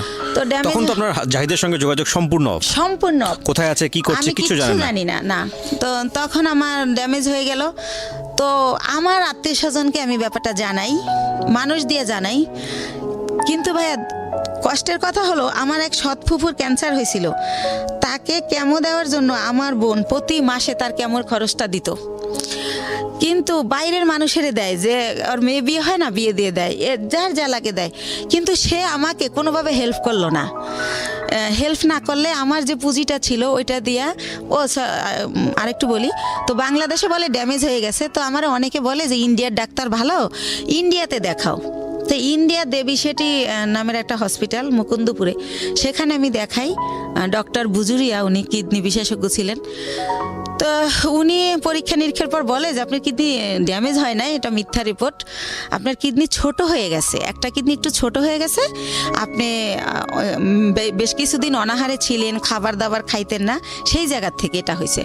তো আপনি ঠিকমতো খাবেন, পানি খাবেন, আর প্রস্রাবে ধরলে লেট করবেন না, আর ওষুধ দেয় 3 মাসের। তো 3 মাস ওষুধ খাওয়ার পরে আল্লাহর রহমতে মাত্র 2টা আইটেম ওষুধ দেয়, কিন্তু আমি 3 মাস পর আল্লাহর রহমতে ভালো হয়ে যাই। তো ভালো হয়ে যাই, এরপরে ওই যে 1 লাখ টাকা বাকি থাকে আমার বোনের কাছে, সেই 1 লাখ টাকাও তো আইনা এই যে চিকিৎসার কারণে প্রায় শেষ। তো তখন আমি 35,000 টাকা পাই, ওইটা চাই, ওইটা চাইলে সে একেবারে না করে দেয়, সে বলে আমি টাকাই পাবো না। তখন আপনার কাছে দুটো সন্তান? হ্যাঁ, এবং আমার কাঁধে 2টা সন্তান, ইভেন্ট আমার মা চাইলেই আমারে চালাতে পারে, আমার মাকে আমার ভাইয়ারা টাকা দেয়, এবং সেও না করে দিয়েছে, সেও কোনোভাবে আমাকে হেল্প করে। তারপরে সে মানে সেই তো নিষেধ করছিল যে 35,000 টাকা চাবি না, আমি ইচ্ছা মতো দেব, অথচ আমি যখন 6 মাস পরে আমার চলতেছে না তখন চাই, তখন সে অস্বীকার করে। আর একটা কথা ভাইয়া, সে হচ্ছে বাইরে আমার এই জমিটা যারা কিনতে চাইছে তারা 5 লাখ টাকা দিতে চাইছে, 5 কাঠা 5 লাখ, কিন্তু আমারে দিবে 2,35,000। তারপরও আবার এই 35,000 টাকা সে না স্বীকার জান। আমি বলি আপা তুমি তো মিথ্যা বলো না, মনে হয় ভুলে গেছো, মনে নাই, একটু মনে করে দেখো। সে আমারে অখাদ্য ভাষায় গালাগালি করে, ওই টাকাটা আর দিলই না। তো এইভাবে যায়। আর একটা কথা ভাইয়া, সে তারা মনে হয় নাম কেনে, শববরাতের পরে টেরাক বইরা গ্রামে গ্রামে কাপড় লুঙ্গি সবাইকে দেয় প্রতি বছর।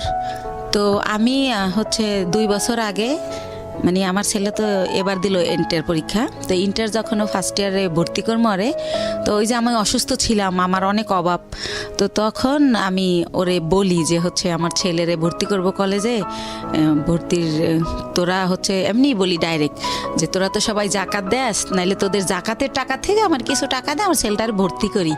তো আমার 1 ভাই আর 2 বোনরে বলি। তো তারপর তারা আমার যেটা জানায় যে হাদিসে আছে যারা ব্লাড কালেকশনের এদেরকে জাকাত দিলে জাকাত কবুল হয় না। এটা আমার জানা মতে এটা একটা ভুল ইনফরমেশন। এটা তো ভুল, জি জি, এটা আমিও জানি এটা ভুল, কিন্তু তারা এটা বলে। যাই হোক, তারপরে আমি যেমনি হোক ছেলেকে ভর্তি করি। তো এভাবে আবার ভর্তি করার পর বই কেনা হয় না দেখে ছেলে কলেজে যায় না, ছোট বোনের বাসায় একটা অনুষ্ঠানে যায়, সেখানে আমার যে ইমিডিয়েট বোনটা ও আসে। তো ওরে বলে যে তুই কলেজ যাওয়া শুরু করছিস? কয় না আম্মু তো এখন আমার বই কিনে দেয় না, এই জন্য যাই না, যাবো কয়েকদিন পরে।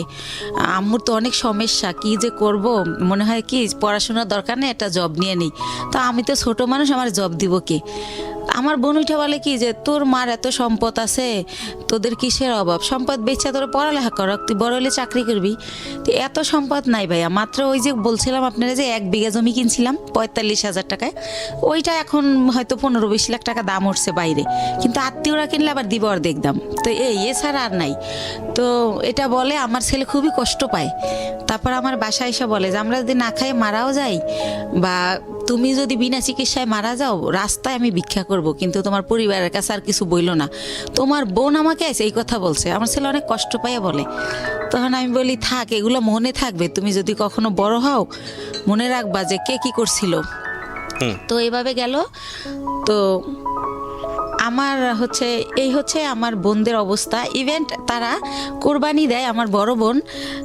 এটা সবার জানা উচিত যে আসলে এরকম হয় না কি বোন বা ভাই বা পরিবার। আমার বড় বোন যেহেতু আমার বাবার দেশে অনেক জমি তার কেনা, সে কারণে সে কিছুদিন থাকে বরিশাল, কিছুদিন থাকে ঢাকায়ও তার বাড়ি। তো সে ঢাকায় একটা গরু কোরবানি দেয়, একটা দেয় হচ্ছে আমার বাবার বাড়িতে, একটা দেয় আমার গ্রামের এক কিনারে একটা হাই স্কুলে বিলিয়ে দেয়। অথচ আমি আপন বোন, আমারই কিন্তু 2 কেজি গোশ দেয় না যে আমার বাচ্চারা কি খাবে। বা এই যে গ্রামে বইরা টেরাক বইরা কাপড় দেয়, কোনো সময় বলে না 2,000 টাকা দিলাম তোর 2 ছেলেরে 2টা শার্ট কিনে দিস, কখন এটা তারা করে না, এই হেল্পটা তারা করে না। আমার অনেক কষ্ট। তো এই জন্য তাদের কাছ থেকে আমি একেবারেই দূরে আছি, কথাবার্তা বলি না। আর একটা কথা বলি, 3 বছর আগে একবার ঈদে দেশে গেছি, তো লঞ্চ স্টিমারে আমরা আসি, তো ঈদের সময় খুব ভিড় থাকে, আর ওই সময় কেবিনে অনেক বেশি ভাড়া নেয়, তো একটু কমলে ভিড় আসবো। তা আমি শুনি আমার মা কাজের মেয়েকে বলে, আমার বাড়িতে সবাই কাজের মেয়েরা কাজ করে, আমার মা বোঝে নাই যে আমি পিছনে, কাজের মেয়েকে বলে একটু কষ্ট করে কর, কি করবি। আমি ভাবছি আসছে 2 দিনের জন্য, 15 দিন হয়ে গেছে এখনো যায় না, আল্লাহই জানে কবে যাবে। মানে আপনার মা এটা বলছে? আমার মা বলে আমি 2 ছেলেকে নিয়ে বেড়াতে গেছি সেজন্য, তো আমি যে ভিড়ের জন্য ছেলেকে নিয়ে রিক্স যদি লঞ্চ ডুবে যায় সেজন্য আসতেছি না। কিন্তু আমার মা কাজের মেয়েকে এই কথা বলে, আমি নিজের কানে শুনি। তো এইটা শোনার পরেই আমি বলি যে রওনা করি, যে আমি বাবা চলো আমরা এখন চলে যাব। তো আমার আব্বু বলে যে এখন তো লঞ্চের টাইমও না, স্টিমার টাইম নেই, কিসে যাবা? তো আমি বলি আমি বাসে যাবো। কয় বাসের টিকিট আগে কাটতে হয়। আমি কই হাইটে যাবো ঢাকা। তো যাই হোক, আমার আব্বা আটকায় যে কাল সকালে যাও। তো পরের দিন আর কি ঢাকা চলে আসি। তো যাই হোক এইভাবে গেল। এখন যেটা আসি সেটা হচ্ছে, আমি তো তারপরে কি করব, আমার ওইভাবে আমি কিছু এনজিও থেকে ওই যে লোন দেয় আর কি, ওই এনজিও থেকে আশা বেরাক, ওইখান থেকে। এর মধ্যে আপনার হাজবেন্ডের সাথে কোনো যোগাযোগ নাই? একদম পুরো কোনো যোগাযোগ নেই। ওকে। বা সে যে তার যে বাচ্চা আছে তার খবরও সে নেয় না, কোনোভাবেই না।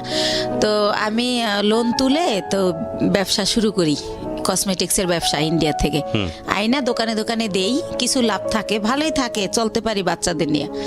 তো এভাবে এই ব্যবসা করতে থাকি। তো একা একা মাসে একবার ছেলেকে নিয়ে যাই, একবার আমি একা যাই, যেহেতু ছেলে পড়াশোনা করে, ছেলের তো সবসময় নেওয়া যায় না। তো এভাবে চলতেছি ভাইয়া, লোন টোন তুলে ব্যবসা করতেছি। তো এর মাঝে আবার কি হয়, আমার অনেক আগে আমার পায়ে একটা প্রবলেম হয়েছিল, কেউ একজন আমাকে মেরে এই গিটটা লড়াই দিছিল পায়ের। তো তখন ভালো হয়ে গেছিলাম। তো সেটা হচ্ছে কে একজনকে আমি নামই বলি, ওই যে আমার ভাই, যখন আমি তার একটু গালাগালি করছিলাম যে আপনি আমার টাকা দিয়ে ফ্ল্যাট কিনছেন আর আমার এখন ভিক্ষা করতে হবে, আমার কিচ্ছু নাই, আমি বাচ্চাদের নিয়ে কোথায় দাঁড়াবো। তো তখন সে আমারে খুব বাজেভাবে বকে, তখন আমিও তারে একটু রাব বিহেভ করি, তখন সে আমারে মারে, আমারে চেহার দিয়ে বাড়ি দিতে নেয়। তখন আমি পড়ে যাই, পড়ে গেলে আমার পাও ধরে মোচড় দেয়, তখন আমার এই গিটটা সরে যায়। তো তখন আমি অনেক কান্না করি, আমার ছেলে খুব চিৎকার করে কান্না করে। আমার ছেলেকে আমি এত আদর করি, মানে কি বলবো, আর আমার ছেলে ওরকম। তখন বলে বাবা তোমার আম্মু নাটক করতেছে, অত ব্যথা পায় নাই। তখনও বলে না মামা, আমার আম্মু সত্যি ব্যথা পাইছে, ও খুব কান্না করে। তারপর আমার সুমানা হসপিটালে নিয়ে গেলে ডক্টর জিজ্ঞেস করে এটা কিভাবে হলো। তখন আমারে মাপ চায়, দূরে থেকে হাত দিয়া, যে বলিস না, মাপ চায়। তো তখন আমি কি বলবো, তখন আমি ব্যাপারটা না বলে তো ডক্টর বুঝবে না। তখন আমি বলি কি আমার হাজবেন্ড আমাকে এভাবে মারছে, আসলে তো হাজবেন্ড না, হাজবেন্ডের সাথে আমার যোগাযোগই নেই। তো এইভাবে ওই ব্যথাটা ভাইয়া হঠাৎ করে, যেহেতু ইন্ডিয়া যাতায়াত তো জানেন, অনেক ঘন্টা বাসে বসে থাকতে হয়, তো অনেক ঘন্টা বসে আবার আসতে হয়, সে কারণে কি না হঠাৎ করে আমার ওই বাম পাটা আবার প্রচণ্ড ব্যথা। তো আমার ছেলে আমাকে নিয়ে সরর দিতে গেল, ইয়াতে গেল, পঙ্গুতে গেল, তো তারা আবার রেফার করলো নিউরোলজি হসপিটালে। তো নিউরোলজিতে আমাকে বললো এমআরআই করতে হবে। তো এমআরআই ওইখানে সরকারি এমআরআইতে ফি কম, কিন্তু 15 দিন পরে সিরিয়াল পরে। তো এই 15 দিন তো আমি সহ্য করতে পারবো না, আর আমি বেকার থাকলে আমার বাচ্চারা কি খাবে। তখন আমি বেসরকারি ইয়াতে পপুলারে যাই।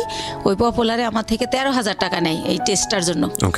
তো এইভাবে আমি টেস্টটা করার পরে তারা বলে যে আমার ওই যে পুরানা যে মোচড় দিছিল সেইখানটার একটা আঘাত আছে রগে, ওই কারণে আমার এই প্রবলেমটা হয়। তো বইলা দেয় যে আমার হচ্ছে একেবারে 6 মাস বেড রেস্ট, সোজা হয়ে শুয়ে থাকতে হবে। আমি যদি সোজা হয়ে শুয়ে না থাকি তাহলে আমার এই রগের প্রবলেম যাবে না। তো এইভাবে ইঞ্জেকশন দেয়, ওষুধ দেয়, কমে না, বলার পরে এটা বলে। তা আমি এতদিন যদি শুয়ে থাকি আমার বাচ্চারা কি খাবে, আমি ঘর ভাড়া দেবো কি দিয়া। তো তখন আমার বাচ্চা সবাই কাছে এটা বলে যে আমার মার এই অবস্থা, খুবই কান্নাকাটি করে। তার বাবার নাম্বার জানি কার কাছ থেকে সংগ্রহ করে তারেও ফোন করে যে আম্মু এরকম হসপিটালে ভর্তি। তো কোনো জায়গা থেকে কেউই আসে না, আল্লাহর রহমতে কেউই হেল্প করে না। তো আমার পরিচিত যারা আর কি, যাদের সাথে একসাথে বিজনেস করতে যাই, ইন্ডিয়া যাই আসি, অনেকগুলো মহিলা, আমরা সবারই যার যার সংসারের প্রবলেম, তারা এটা করে থাকে। তো ওই সব আপারা আমারে বলে যে বাংলাদেশে তো তুমি সুস্থ হইতে অনেক টাইম লাগবে, আর তোমার বাচ্চারা খাবে কি, তোমার আমরা কোলে করে শোয়াই বাসে করে ইন্ডিয়া নিয়ে যাই, হয়তো বা ইন্ডিয়া গেলে ভালো হবা। তো একটু তো আমার চলার ক্ষমতা নাহলে আমি ইন্ডিয়া কিভাবে যাব। তার মধ্যে একটা কথা বলি ভাইয়া, আমারে যখন ওই পপুলারে ওই একটা মেশিনে মানে টলিতে শোয়াই দেয়, তো 2 জন নার্স কেউ আমাকে হেল্প করলো না। আমার ছেলেকে বলে কি উঠাই দাও তোমার মাকে। তা আমার ছেলে তো আর অত বড় না, সে আমারে তাও কিভাবে জানে আল্লাহ জানে, ও আমারে কোলে করে শোয়াই দেয়। তো ওইভাবে আমার এমআরআই যখন শেষ আমি বের হই, তখনও কোনো একটা নার্স আমাকে ধরে না, বলে এই তোমার আম্মুকে নামাও। তো আমার ছেলে আমাকে জায়গায় নামাইতে গিয়ে ছেড়ে দেয়, মানে আমার ভার বহন করতে পারে না। তখন ভাইয়া ব্যথার মধ্যে আরও ব্যথা পাই। তো এত চিৎকার করতে থাকি, তখন ছেলে নিজের অপরাধী ভাবে যে আম্মু আমি তো আর ব্যথা দিলাম। তো নরে ঠান্ডা করার জন্য আমি বলি না কিছু হয় নাই, এমনি তো আমার ব্যথা তো এমনিই করে, তোমার জন্য না। তো আবার আমার সরর দিতে নিয়ে যায়। নিয়ে গেলে কি হয়, ওখানে ইমার্জেন্সিতে একটা সাথে সাথে হাড়ের মধ্যে ইঞ্জেকশন দেয়। ওই ইঞ্জেকশনটা দিলে ব্যথাটা একটু কমে, এটা ও জানে, কয়েকবার নেছে। তো ও আমার আর ওই থেকে পপুলার থেকে বাসায় না নিয়ে যায় সরর দিতে। তো ওই দিন এইভাবে যাওয়ার সময় যাই, যে সিএনজিটা দিয়ে নিয়ে যায়।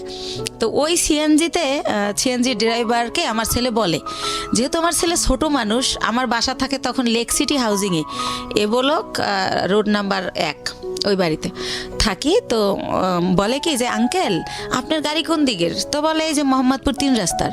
তো বলে কি যে আম্মুরে তো প্রতিদিন সন্ধ্যায় ইঞ্জেকশন দিতে নিয়ে যেতে হয় নিউরোলজিতে অথবা সরার দিতে, প্রতিদিনই মানে কয়েক ঘন্টা পরে জানি আমার ব্যথাটা বেড়ে যায়, আমার এটা মনে নাই। তখন বলে যে আপনি যদি নাম্বার দিয়ে যেতেন, ফোন দিলে আপনি এসে একটু নিয়ে যেতেন আমাদের, নাইলে আমি আম্মুরে রাইখা গাড়ি আনতে যাই, ড্রাইভাররা ভিতরে আসতে চায় না। তো এইভাবে ওই আমার ছেলেই নাম্বারটা নেয় ওই ড্রাইভারের। তো তারপরে পরের দিন হচ্ছে আমার নিউরোলজিতে ওই যে রিপোর্ট নিয়ে যেতে হবে এমআরআই, যে আমার কি পজিশন দেখাইতে। তো উনি ফোন করে, আমার ছেলে আসে। তো যাই, তো গেলে কি হয়েছে, সরকারি তো সিরিয়াল থাকবেই। তো আমার ছেলে বলে আঙ্কেল আপনি কি একটু ওয়েট করে আমাদের নিয়ে যাবেন আবার বাসায়? ঠিক আছে বাবা নিয়ে যাব। তো উনি বসে, তো দেখি আধা ঘন্টা, তারপর আমার সামনে আরও 5 জন। তো আমি ফোন দিয়ে বলি যে ভাইয়া আপনি চলে যান, আমার অনেক লেট হবে। তো উনি বলে যে না আমি বসি, আপনি আবার পরে সিএনজি কোথায় পাবেন, তাছাড়া তো আমি আপনার সবসময় নিই। উনি ইচ্ছা করেই থাকে। তারপরে হচ্ছে এই লোকটা কি করে যে বসে থাকে। তো আমার যখন সব কাজ শেষ আমি আসি, তো আমি তো হুইল চেয়ারে থাকি, তখন আমি পায়ে হাঁটতে পারি না ভাইয়া, হুইল চেয়ারে আসি ওই গাড়ি পর্যন্ত। এখন ওই গাড়ি পর্যন্ত হুইল চেয়ার নামানো যাবে না, সিঁড়ি। তো সেজন্য আমার ছেলে তো আমার কোলে করেও নিতে পারতেছে না। তো আমার ছেলে বললো আঙ্কেল আপনি একটু আমার আম্মুর এক সাইড দিয়ে হাত ধরেন, আমি এক সাইড দিয়ে ধরি। তো এইভাবে আমার নিল। তা আমার বাসায় যখন নামাই দিল, আমি চিন্তা করলাম লোকটা প্রায় 1-1.5 ঘন্টা বসে ছিল। তো উনি তো এতক্ষণে অনেক টাকা মারতে পারতো। এমনি ওনার আমার যাতায়াত ভাড়া হয় 400 টাকা নিউরোলজি থেকে আমার বাসা যেহেতু মোহাম্মদপুরে। তো আমি ওনার একটা 1000 টাকার নোট দেই। তখন উনি বলে আপা আমার কাছে ভাঙতি নেই, আমি প্রথম আপনাকে নিছি। তো আমি বলি ভাইয়া ভাঙতি লাগবে না, পুরাটাই আপনাকে দিছি, আপনি তো অনেকক্ষণ বসেছিলেন। তারপর বলে থ্যাংক ইউ আপা, আসলে আপা আপনার মন অনেক ভালো, আমি যদি নিজের গাড়ি হতো আপনার ভাড়াই নিতাম না, এটা বলে উনি চলে। তো তারপরে যেহেতু আমার ডাক্তার বলে যে যতদিন অসহ্য ব্যথা না কমে প্রতিদিন সন্ধ্যায় ইঞ্জেকশন দিতে হবে, তো সে কারণে প্রতিদিন সন্ধ্যায় উনি আসে এসে আমার নিয়ে যায় এই সিএনজিওয়ালা।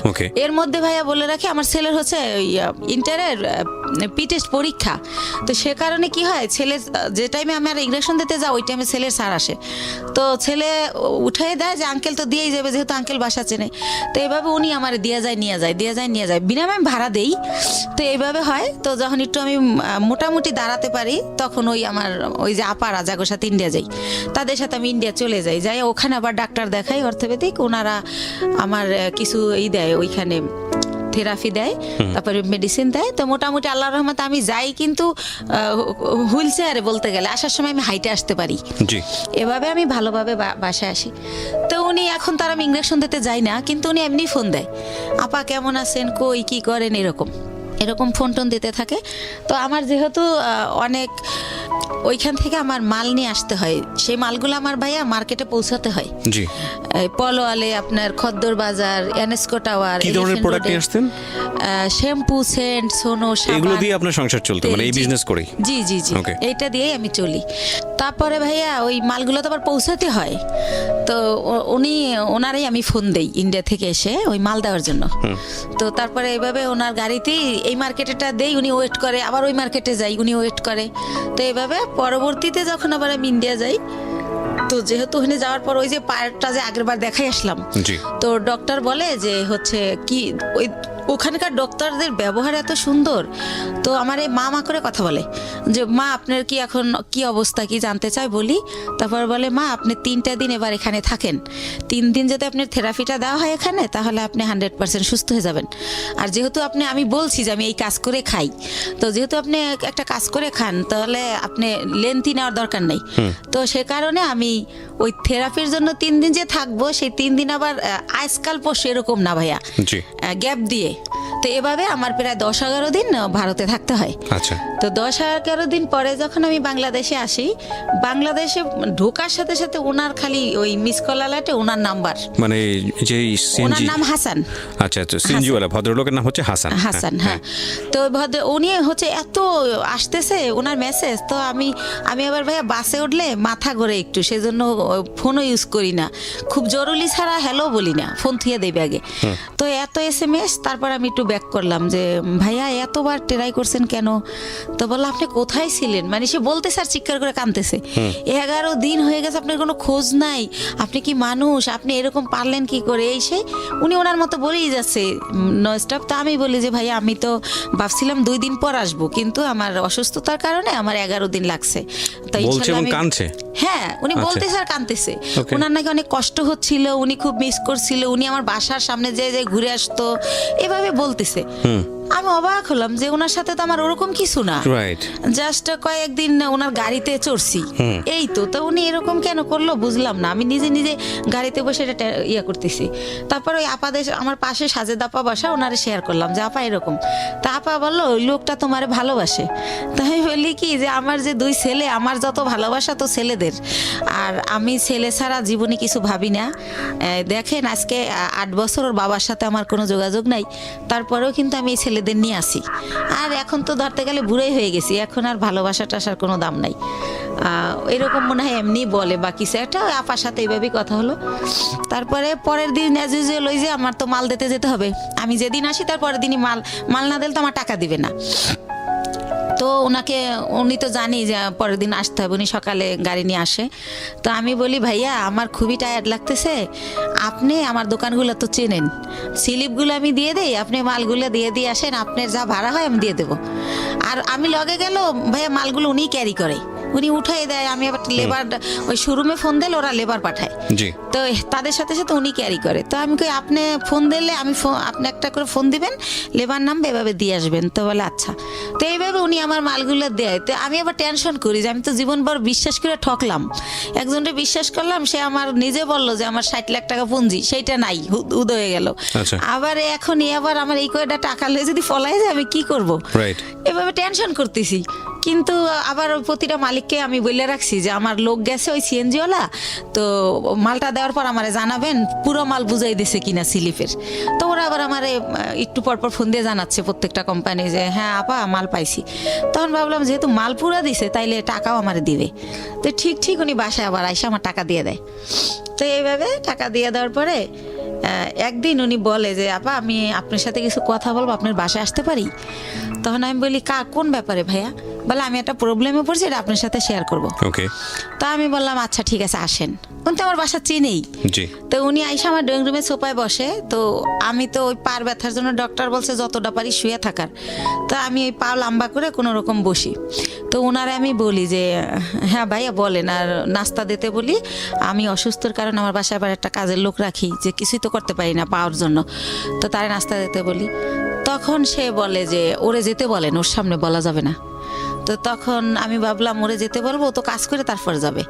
তখন আমি বললাম ঠিক আছে তাহলে আপনি আমার বেডরুমে আসেন। তো উনি আমার রুমেই যায়। তারপরে বলে যে আপা এরকম আমার, ও আবার থাকতো আর বোনের বাসায় মোহাম্মদপুরে। আচ্ছা। আর বলে রাখি ওর বোন জামাই হচ্ছে একটা গভর্নমেন্ট জব করতো সমাজ কল্যাণ অধিদপ্তরে, ঘুষ নেছে, সে কারণে ওনার জবটা চলে যায়। তারপরে সে কি করে, তার কাজ হচ্ছে মানুষের জব দেবে বলে টাকা নেয় 8 লাখ 10 লাখ, যে গভর্নমেন্ট জব দেবো আমি, গভর্নমেন্টের অমুক সচিব, মিথ্যাচার করে। তো এইভাবে উনি বিভিন্ন লোকের থেকে টাকা আনে। তো এইভাবে ওই হাসান ওনাকে কয়েকজন লোকের থেকে টাকা এনে দেয়। তাই এখন উনি জবও দেয় না, টাকাও দেয় না, তারা হাসানকে খুব টর্চার করে, গ্যাঞ্জাম করে। তো এটার পরে কি করছে, হাসানের বোন আবার জব হয়েছে একটা পরিকল্পনায়, সে গেছে খুলনাতে। তো বোনের বাসা খালি, এ শুনে ও আবার ওই খালি বাসায় আসে, আইসা থাইকা সিএনজি চালায়। এটা আমি আগেই জানতাম, আমার কথায় কথায় বলছিল। তো ওই দিন যেটা নতুন বলে সেটা হচ্ছে যে ওরে নাকি ওর 2টা ফ্রেন্ড নিচে আইসা ফোন দেয় যে তোর বাসা তো খালি, তোর বাসায় কি একটু আসা যাবে? তো উনি আমার যেটা বলছে, তা ওনারা বলে যে হ্যাঁ, ও বলে যে হ্যাঁ আয়, সমস্যা নেই। তো উনি যখন গেট খোলে, ওনারা থাকে 4 তলায়, তখন দেখে 3টা ছেলে সাথে একটা মেয়ে। তখন বলে মেয়েটাকে, কয় আমাদের ফ্রেন্ড।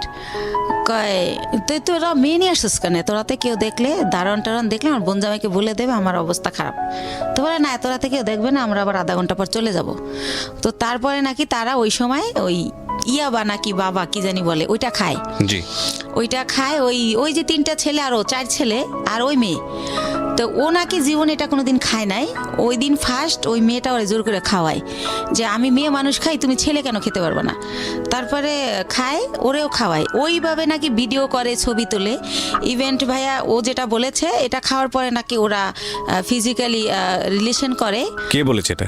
এটা হাসান বলেছে আমাকে। ওকে। ওই মেয়েটা নাকি ওরেও বাধ্য করে। ও আবার ইসলামিক মাইন্ডের কথাবার্তা বলতো, আমিও জানি ও ইসলামিক, কিন্তু ও বলে যে ওই মেয়েটা আমাকে জোর করে এটা করে, আমি তো জীবনে এটা প্রথম খাই, আমার হুঁশ থাকে না সে কারণে। ওকে। তো তখন ওইগুলাই এখন ওই মেয়েটা ছবি আর ভিডিও করে রাখছে, এখন আমাকে ব্ল্যাকমেল করে যে ওইগুলো পেপারে দিয়ে দিবে। মেয়েটা ব্ল্যাকমেল করে, এই ঘটনা এসে আপনাকে হাসান বলছে? হাসান বলতেছে। ওই মেয়েটার নাম শানু। তো এটাও বলে। তো বলার পরে আমি বলি ব্ল্যাকমেল কিভাবে করে? কয় দেখেন আমি কষ্ট করে গাড়ি চালাই, সন্ধ্যার পর স্ট্যান্ডে এসে আমার টাকাগুলোও নিয়ে যায়, আর যদি না দিতে চাই তাইলেই বলে যে যদি না দাস তাহলে কিন্তু ফাঁস করে দেবো, তাহলে কিন্তু পেপারে দিয়ে দেবো। তো আমি বলি আপনি তো আমাকে দিলে আপনার কি প্রবলেম হবে সেটা বলেন। কয় প্রবলেম হবে, আমি বাবা আমার একমাত্র ছেলে, আমার বাবা মা মরেই যাবে, আমার বাবা অপারেশন হয়েছে কয়েকদিন আগে, আমার মা হাই প্রেশারের রুগী। তো আমি বলি আপনি বাবা মার সাথে শেয়ার করেন বিষয়টা, যে আমি এরকম পরিস্থিতির শিকার, শেয়ার করলে তারাই আপনার ভালো বুদ্ধি দিতে পারবে আমার চেয়ে। রাইট। তারপর বলেন না এটা তো বলাই যাবে না, আমার মা শুনলে স্টক করবে, সে এরকম। তা আমি বলি কি করব আমি? তো আমি ওনারে বুদ্ধি দেই যে আপনি এখন থেকে টাকাও দিয়েন না, আর ওইখানে যাইন না, কয়দিন গাড়িও চালাইন না, যাতে মেয়েটা আপনার খুঁজে না পায়। তো আমি কই ঠিক আছে, অনেক চিন্তা ভাবনা করে যে আপনি মেয়েটার নাম্বার দেন। তো মেয়েটার সাথে আমি অনেক কথা বলি, ভয়টায় দেখাই যে আমি হচ্ছে ইয়াতে চাকরি করি, পুলিশ ডিপার্টমেন্টে। হ্যাঁ তুমি এটা করো, এমনি তো ইয়াবা খাওয়া তো আইনত নিষিদ্ধ, তারপর তুমি মেয়ে মানুষ, তারপর যেহেতু তুমি খাও তাহলে তুমি এটা ব্যবসাও করো, তোমার জেল হয়ে যাবে, এটা এইসব কই ওরে ভয় দেখাই আর কি, যাতে করে ওরে ও ব্ল্যাকমেল না করে ওর কারণে। তো আবার একটু পরপর ফোন দেয়, আপা শানুরে ফোন দিছিলেন, আপা কি বলছে, এরকম বলতে বলতে তো ওই রিলেটেড হইতে গিয়ে ওর সাথে আরো বেশি কথা হয়ে যায়। তো একটা সময় সে হচ্ছে বলে যে দেখেন ও যেভাবে পারে ও আমার বিয়ে করবে যে কোনো জায়গায় ধইরা, কিন্তু দেখেন এরকম একটা মেয়েকে কি বিয়ে করা যায় যাকে নিজের চোখে দেখছি যে অন্য ছেলেদের সাথে এরকম করছে, এটা তো বিয়ে করা যায় না। তো আমি যদি কারো বিয়ে করি তাহলে ও আমার ছেড়ে দেবে, জানবে আমার বউ আছে, আমাকে আর ডিস্টার্ব করবে না। তা আমি বলি তা আপনার বাবা মা এখন কোথায়? কয় ওনারা তো দেশে, কয়দিন পর ঢাকায় আসবে। আমি আসলে বলবেন জানি আপনার বিয়ে করাই দেয়। তো এইভাবে গেল। উনি কি বলছে ওনার ফ্যামিলিতে আমি জানি না, ওনার বোন আমাকে ফোন দেয়, দিয়ে পরিচয় দেয় আমি হাসানের বোন। ওনার মা আমাকে ফোন দেয়, ওনার বোন জামাই আমাকে ফোন দেয়। তো এইভাবে কথা বলে সবাই, বলতে বলতে আমাকে সবাই দেখতে চায়। তো দেখতে চায় কি উদ্দেশ্যে আমি জানি না। তার বাবা আমাকে বলে, মা তোমার অনেক গল্প শুনছি, তুমি আমার ছেলেটার নতুন জীবন দিছো, এই সেই। আমার ছেলেটা বখাট হয়ে গেছিলো, নষ্ট হয়ে গেছিলো, খারাপ মানুষের সাথে চলতো, নেশা করতো, এখন কিছু করে না, ভালো হয়ে গেছে শুধু তোমার জন্য। তো এরকম বলেন। আমি বলি, আপনারা তো আমার আসলটা জানেন না, ও হয়তো আপনার আসলটা বলে নাই। কারণ আমার মনে হয়েছে ও হয়তো বলছে আমি আনম্যারিড মেয়ে বা এরকম কিছু, এটা আমি গেস করে এটা বলি। তারপর আমি বলি যে আমার অনেক প্রশংসা তারা করে। আমি বলি, আমি দেখতে অনেক পচা, আমার প্রশংসা করেন না, আমার দেখলে আপনার ভাল লাগবে না, এখন যেমন পাগল, এই দেখার রুচি থাকবে না। তো একটা সময় এত রিকোয়েস্ট করে, তখন যাই। যাওয়ার পরে দেখি যে সবার সাথে দেখা হয়, কথা হয়, তারা আমার অনেক পছন্দ করে বলে। তারপর আমি চলে আসি। আসার পরে পরের দিন ওর মা আমাকে ফোন দিয়ে বলে যে আমার ছেলে তো তোমাকে পছন্দ করে, বিয়ে করতে চায়। ওকে, এটা ওর মা যখন বলে, আমি ভাইয়া একদম কি বলে গাছে থেকে পড়ি যে কি বলে এটা। তখন আমি বলি যে ওর মারে আবার আমি মাই বলি যখন ওদের বাসায় যাই, যেহেতু ও বলে পরিচয় দেশে বন্টন করে। তো বলি যে মা আপনি এটা কি বলেন, আমি হচ্ছে আমার বেবি আছে, আমি বিবাহিত। আমি ওর কিন্তু 2টা বিয়ে, এটা আমি আগে জানতাম না, এটা আমি পরে বের হয়েছে আমার বিয়ের পরে। আর আপনার ছেলে তো আনমেরিড, আপনি একটা আনমেরিড মেয়ে বিয়ে করাবেন, আমাকে কেন? তো এটা বলার পরে বলে, দেখো মা, আমার ছেলে আমাকে তোমার ব্যাপারে সবই খুইলা বলছে, কিন্তু আমার ছেলে যেহেতু সংসার করবে, ছেলে যেহেতু তোমাকে ভালোবাসে, আমাদের আপত্তি তো থাকার কথা না, আর তোমারও আপত্তি থাকার কথা না, কারণ ও তো দেখছে তোমার 2টা ছেলে আছে, ও তোমার বাসায় যাতায়াত করে, এতদিন ধরে তোমার সাথে পরিচয়, তুমিও তারে দেখছো, অসুবিধা কোথায়? তো এরকম করতে করতে আমি রাজি হই না, কিন্তু সে ওই গানই বাজায় যে আমার কাছে হাসান হাজারো বার ফোন দেয়, আমি কই কি করি, কি খাইছি, তো ঘুমাইছি কিনা, তো নাস্তা করছি কিনা, এভাবে ফোন দিতে থাকে। তার মধ্যে আমি আবার ইন্ডিয়া চলে যাই, সে আবার ওরকম, তোমার পাশে কে বসছে, ছেলে মানুষ বসছে না মেয়ে মানুষ বসছে, এরকম মানে এভাবেই করে। তো হোটেলে বিয়েটা করলেন না করার আগে অবস্থা? বিয়ে করি নাই, তখনই এরকম এইভাবে মানে সে এত কেয়ার করে, মনে হয় যে আমি হেঁটে গেলে সে ব্যথা পায়, এরকম একটা ভাব। হ্যাঁ, তারপরে হচ্ছে টিকিট কাটছি, গাড়ি 2:30টায় ছাড়বে, হয়তো বা 1:15 টিকিট কাটলাম, তো খেতে গেলে তো আর গাড়ি ফেল করব, তো টিকিট কাটছি, ফোন দিতেই থাকতো। তো বলতাম যে খাওয়ার টাইম নেই, হচ্ছে জুস কিনে উঠছি, তো বলতো ইয়ারে সুপারভাইজারে বলো 10 মিনিট লেট করতে, খাইয়া গাড়িতে ওঠো, না খাই উঠবা কেন, ঢাকা আসতে রাত 12। তো এইরকম মানে আমার লাইফে ভাইয়া এই কেয়ারিংটা তো কোনো সময় কেউ করে নাই, ছোটবেলা মাও করতো না। তারপরে যে বিয়ে নামক একজনের সাথে মাঝে মধ্যে দেখা হতো, তার সাথে তো আমার কিছুই হয় না এই ধরনের। তো ওই ব্যাপারগুলো আমার খুব ভালো লাগতো, যে আল্লাহ আমি খাইলাম কিনে ডেনে টেনশন করে, রাতের 1টা বাজে আমার অনলাইনে দেখলে, এই এখনো ঘুমাও না কেন, ঘুমাও। এর মধ্যে তুমি কথা বলা শুরু হলো, তো সেও তুমি বলে, আমিও তুমি বলি, আর ভাইয়া আপু বলি না, হেও আপু বলে না, আমিও ভাইয়া বলি না। তো এরকম, তো একটা পর্যায়ে হচ্ছে সে মাঝে মধ্যেই বাসায় যেতে চায়। তখন আমি চিন্তা করলাম যে আমার ছেলে যেহেতু বড় হয়েছে, তো এই ব্যাপারটা আমার ছেলে খারাপভাবে নেবে, বা আমার ছেলে আমার ঘৃণা করবে, ছেলে আমার খারাপ ভাববে। তো আমার ছেলেকে না আমি একদিন বলি যে বাবা এরকম এরকম ব্যাপার। তো আমার ভাগ্নে আছে ইমরান, বড় বোনের ছেলে, ওর কাছে বলি, আমার বোনের মেয়ের কাছে বলি। তো বলার পরে বলতেছে যে একটা মেয়ের বিয়ে, স্বামী, সংসার যে একটা জিনিস, আপনার তো সেটা হয় নাই, আমরা তো সবই জানি। তো যেহেতু তার সে একা কইলে আমরা নিষেধ করতাম। আমার ভাগ্নিকে বিয়ে হয়ে গেছে, এরকম বড়রা বিয়ে হয়েছে, বাচ্চা হয়েছে, এক ভাগ্নির হচ্ছে ছেলে হয়েছে। তো বলতেছে যে যেহেতু তার বাবা মাও আপনার নিতে চাইতে, তো আপনার খুশি হওয়ার কথা। তো আমি কই কিভাবে খুশি হব, সে তো ড্রাইভার, আর একজন ড্রাইভার কয় টাকা আর্ন করে, সে আমারে খাবে না আমার বাচ্চা খাবে, আমার তো সে সারা জীবন এই কাজ করেই খেতে হবে, তাহলে আর বিয়ে বয়ে লাভ কি? তো একটা সময় এভাবে বলিও, নিজে ওদেরকে অ্যান্সার করি, কিন্তু আবার সে যখন কথা বলে খুব ভালো ভালো সুন্দর সুন্দর করে, তখন আবার তার জন্য আমার মায়া লাগে। তো এরকম করতে করতে একটা সময় চিন্তা করলাম যে টুকটাক করে বাসা আসে, ছেলে ব্যাপারটা খারাপভাবে নিবে। তো ছেলেরে ভাগ্নেরে দিয়ে ছেলেরে জিজ্ঞেস করাইলাম, ভাগ্নে বললো যে না আমার ছেলে রাজি।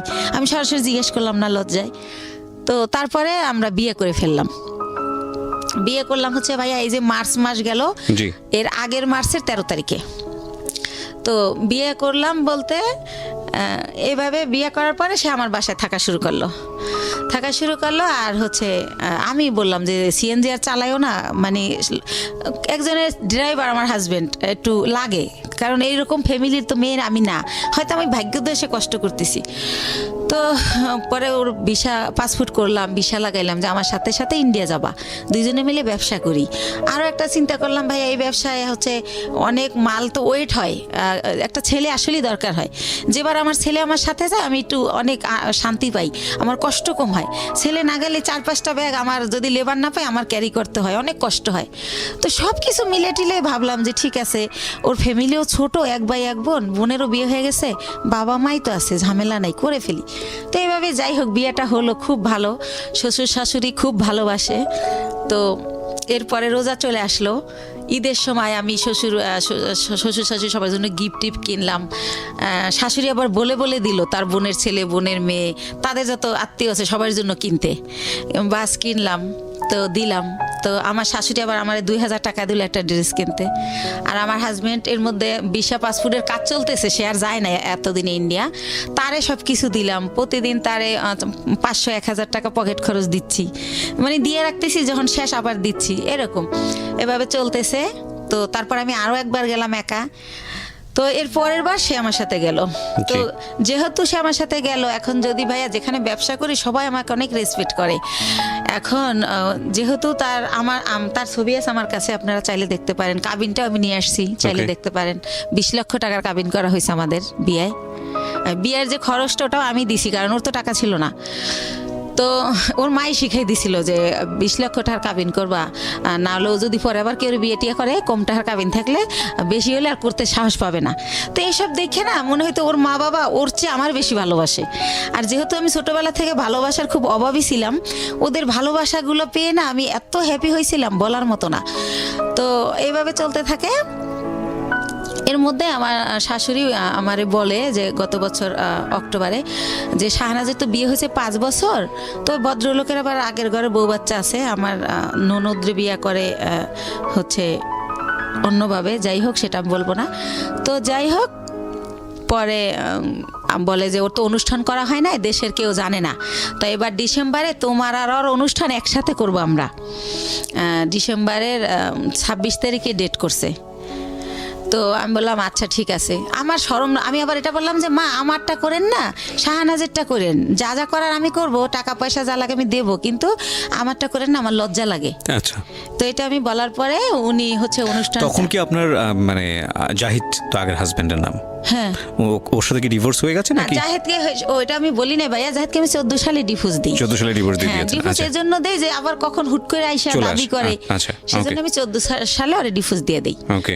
তো ও কি করে যে এভাবে বলে, তো বলার পরে লিস্ট আসতে থাকে, যেহেতু বিয়ে করা গ্রামে অনুষ্ঠান করবে, এটা লাগবে সেটা লাগবে। তো আমি যখন ইন্ডিয়া যাই আমার ননদ ফোন করে বলে যে আমার জন্য লেহেঙ্গা আনবা, আমি বিয়ের দিন পরবো। তো তার জন্য আমি অনেক সুন্দর দেখে একটা 12,000 টাকায় লেহেঙ্গা কিনে নিয়ে আসি। তারপরে যা যা বলে মোটামুটি, এবার আমার শাশুড়ি আমার লিস্ট দেয় যে আমার দাদি শাশুড়ি, আমার নানি শাশুড়ি, আমার মামা শ্বশুরের শাশুড়ি, সবার জন্য কাপড় কিনতে বলে। এটা কি তাদের এলাকার নিয়ম কিনা আমি জানি না, আমাকে কিনতে বলে, তো তাও আমি কিনি।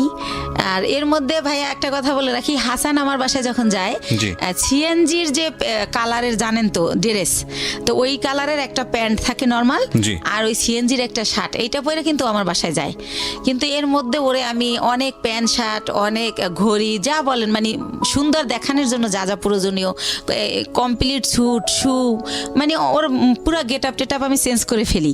তো ওর বোন দেখে বলে আল্লাহ রে, আমার ভাইয়ারে তো রাজপুত্র বানাই ফেলাইছে আমার ভাবি, আমার ভাইয়ারে এত সুন্দর লাগে তা আগে বুঝতাম না, এইভাবে সবাই বলে। তো এইভাবে চলতে থাকে।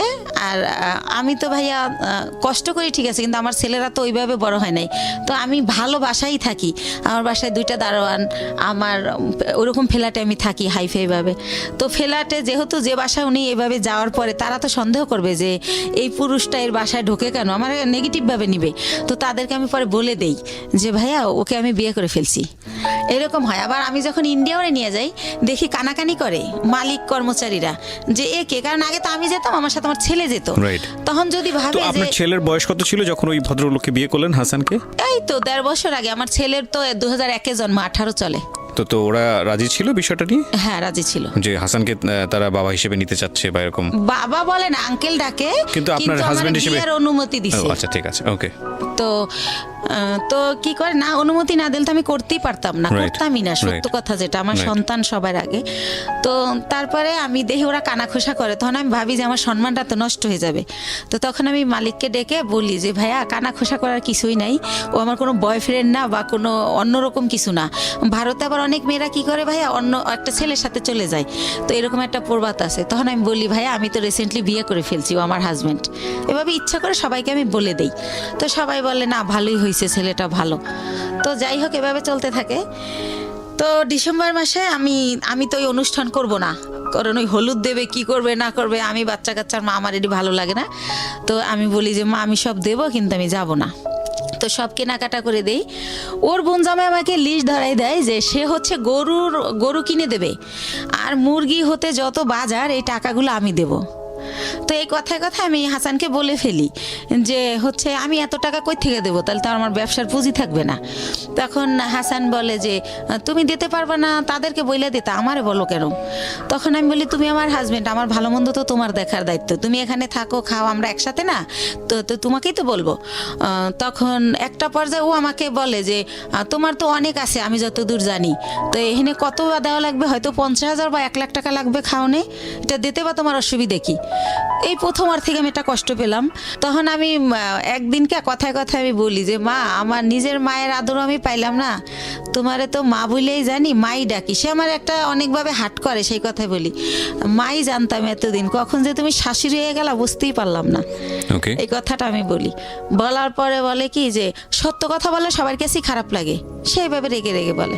তখন বলে এই শোনো তুমি আমার ছেলেকে ইটালি পাঠায় দাও। মানে শাশুড়ি বলে? আমার শাশুড়ি বলে। আমার ছেলে এই বিষয়গুলো কি আপনি আপনার হাজবেন্ডের সঙ্গে শেয়ার করতেন যে আমার শাশুড়ি এগুলো বলে, এই কথাগুলো তোমার কথা কিনা? হ্যাঁ শেয়ার করতাম। তখন হাসান কি বলতো? সে অস্বীকার যাইতো, সে বলতো আমি বলি নাই। তো তারপরে একটা সময় আমি চিন্তা করলাম যে ঠিক আছে, আমার এক বোন থাকে ইতালিতে, তো চিন্তা করলাম যাবো, ভাই ইতালি যাওয়ার অনেক খরচ, তাহলে আমার জমি বিক্রি করে দিতে হয়, তাছাড়া তো আমার টাকা নাই। তো আমি হাসানকে বললাম দেখো আমি 45,000 টাকায় জমি কিনছিলাম, রেজিস্ট্রি নিয়ে 60,000 পড়ছিল, সেই জমির দাম এখন 20 লাখ টাকা উঠে গেছে। তো এই জমি যদি এখন আবার আমি বেশি, আমার বোন কিনবে, বাইরে বেচতে দিবে না, তা আমার হয়তো 10-12 লাখ বেচতে পারবো, তাহলে তো আমার সঞ্চয় শেষ। তারপর দেখা গেল আমি কোনো কারণে যেতে পারলাম না, তাহলে তো আমার কিছুই রইলো না। তার সাথে তুমি আমি এখানে ব্যবসা করি, ভালোই তো আছি, তো ইটালি যাওয়ার দরকার কি? তখন ও বলে হ্যাঁ ঠিক আছে তাই করি, যাওয়া লাগবে না, বাদ দাও, আর বিদেশ কি ভালো নাকি, বিদেশ অনেক কষ্ট। ও বলে? হ্যাঁ ও আমার সামনে এগুলো বলে, ওদিকে যাবার আর মায়েরে বলে যে ওরে বলো আমাকে ইতালি পাঠিয়ে দিতে। তো এটা আমি আর বুঝি না। তো একদিন আর মাই বললে ফেলে, আমি বলি যে তোমার ছেলে তো মা যেতে চায় না। তো বলে কে বলছে আমার ছেলে যেতে চায় না, তুমি আমার ছেলেরে বুঝাও, তখন আমার ছেলে কি তোমার উপরে যাবে, সেজন্য তোমার সান্ত্বনা দেয়। তো এভাবে রূপ খুলতে থাকলো। তারপরও চলতেছিল মোটামুটি। ঈদের 2 দিন আগে হঠাৎ করে আমার শাশুড়ি আমাকে বলতেছে যে ঈদের কেনাকাটা কি শেষ করছো? তো এর মধ্যে একটা কথা ফেলে গেছি, যেহেতু ভাইয়া ডিসেম্বরে ফেলে যায়নি ঠিক, সবাই আমি দিলাম সব কিছু, ইভেন শীত, দেশে মেহমান গেলে কই ঘুমাবে, সেজন্য আমি ইন্ডিয়া থেকে কম্বল আইনে দিলাম, ঠিক আছে, বড় বড় কম্বল। তো সব কিছুই তো দিলাম। তারপর তারা তো আমার কিছু দিল না, তাইলে এখন ঈদে আমি তার সব ফ্যামিলিরে কেন দিব? আর আমার কাছে অত টাকাও নাই, যেটা সত্য কথা। তো তখন আমি এবার ঈদে তাদের জন্য কোনো কেনাকাটা করি না, এই একটা কারণ। আর শ্বশুর শাশুড়িকে শুধু দেব। কিন্তু 22 রোজায় আমার শাশুড়ি আমাকে ফোন দিয়ে অনর্থক কথা শোনায়, অনেক গালাগালি করে। তখন আমি বলি মা এভাবে কথা বলতেছো কেন? তারপরে ভাইয়া ঈদের দিন সে সকালবেলা মার কাছে গেল আমার বাসার থেকে, যাওয়ার পরে সন্ধ্যাবেলা ওর বাসায় গেল, যায় বলতেছে যে আমি একটা ছেলে, আমার জীবনটাই ব্যর্থা, সিএনজি চালাইতাম তাই ভালো ছিল, একটা ঈদ গেল আমি বাবা মার কিছু দিতে পারলাম না, এবার বলতেছে। সংসারের খরচ থেকে ও দিত আপনাদের? না ও কই থেকে খরচ দিবে? ও জাস্ট একবার আমার সাথে ইন্ডিয়া গেছে, একবার আমার মালের সাথে ইন্ডিয়া গেছে, এই আমারে কোনো টাকা দিত না। আচ্ছা, আমার খরচই চলতো, ও আমার এখানে থাকতো খাইতো সবকিছু। উল্টো আরো ওর মার ওষুধ লাগবে 2,000 টাকা পাঠাও। ওর মা আবার বললো কি তোমার শ্বশুর একটু পর পর চা খায়, আমি লাকড়ির চুলা জ্বালাইতে পারি না। তারপরে আমি সিলিন্ডার গ্যাস কিনতে বললাম যে মা কত টাকা লাগবে? বললো যে 5,000। তো আমি ঢাকা জিজ্ঞেস করে দেখলাম 3,000, কিন্তু শাশুড়ি বললো 5,000। তো আমি 5,000 টাকা পাঠাই দিলাম। এরকমের যখন যা চায় আমি দিচ্ছি, কিন্তু তার ছেলে আন করতেছে না, বাট আমি যা লাগতেছে সবই দিচ্ছি, কোনো করতেছি না, যেহেতু আমি বলছি যে গাড়ি চালাইও না, সেজন্য।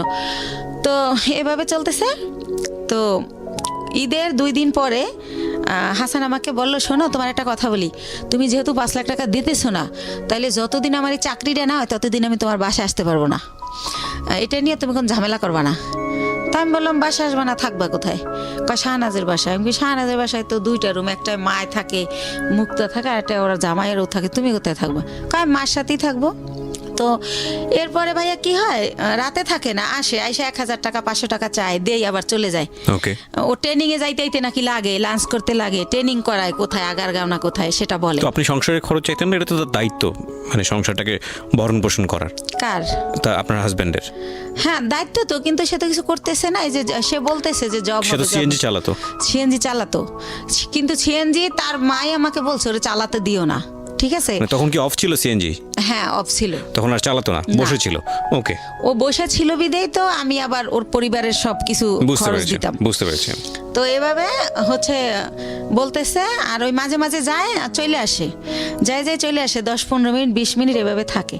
তো হঠাৎ করে কি হলো, ও গত মাসের 26 তারিখে আমাকে স্টেট কার্ড বইলে দিল যে দেখো আমার পরিবার চাচ্ছে না তোমার সাথে সংসার করি, সো তোমার সাথে আমার আর সংসারটা করা হবে না। ওকে। ও আর ওর বেকার থাকার আরেকটা কারণ ভাইয়া, যেটা হয় গত ঈদের 4-5 দিন পরে ওই যে ওই মেয়েটা শানু, ও আমার থেকে টাকা নিয়ে ওই মেয়েটাকে বাজার করে দেয়, ওই মেয়েটার ঘর ভাড়া দেয়। তো ওই ব্যাপারগুলো জানতে পারি, শানুই আমাকে বলে যে আপনি আটকাই রাখলেন না, ও তো আমারে কালো বাজার দিয়ে গেছে। তো এই ব্যাপারটা ওর মার সাথে আমি শেয়ার করি যে মা, ও আমার কাছে দিয়ে টাকা নিয়ে যদি তোমাদের দেয় আমার দুঃখ নাই, কিন্তু ওনা শানুরে দেয়। তখন বলে যে তুমি কালকে বাসায় এসো। তো ওনাদের বাসায় যাই, তখন ওর বাবা মা ওর মাথায় কোরআন শরীফ দেয়, কোরআন শরীফ মেইলা যে তুই কোরআন শরীফ শিয়া কর, শানুর বাসা আর কোনোদিন যাবি না।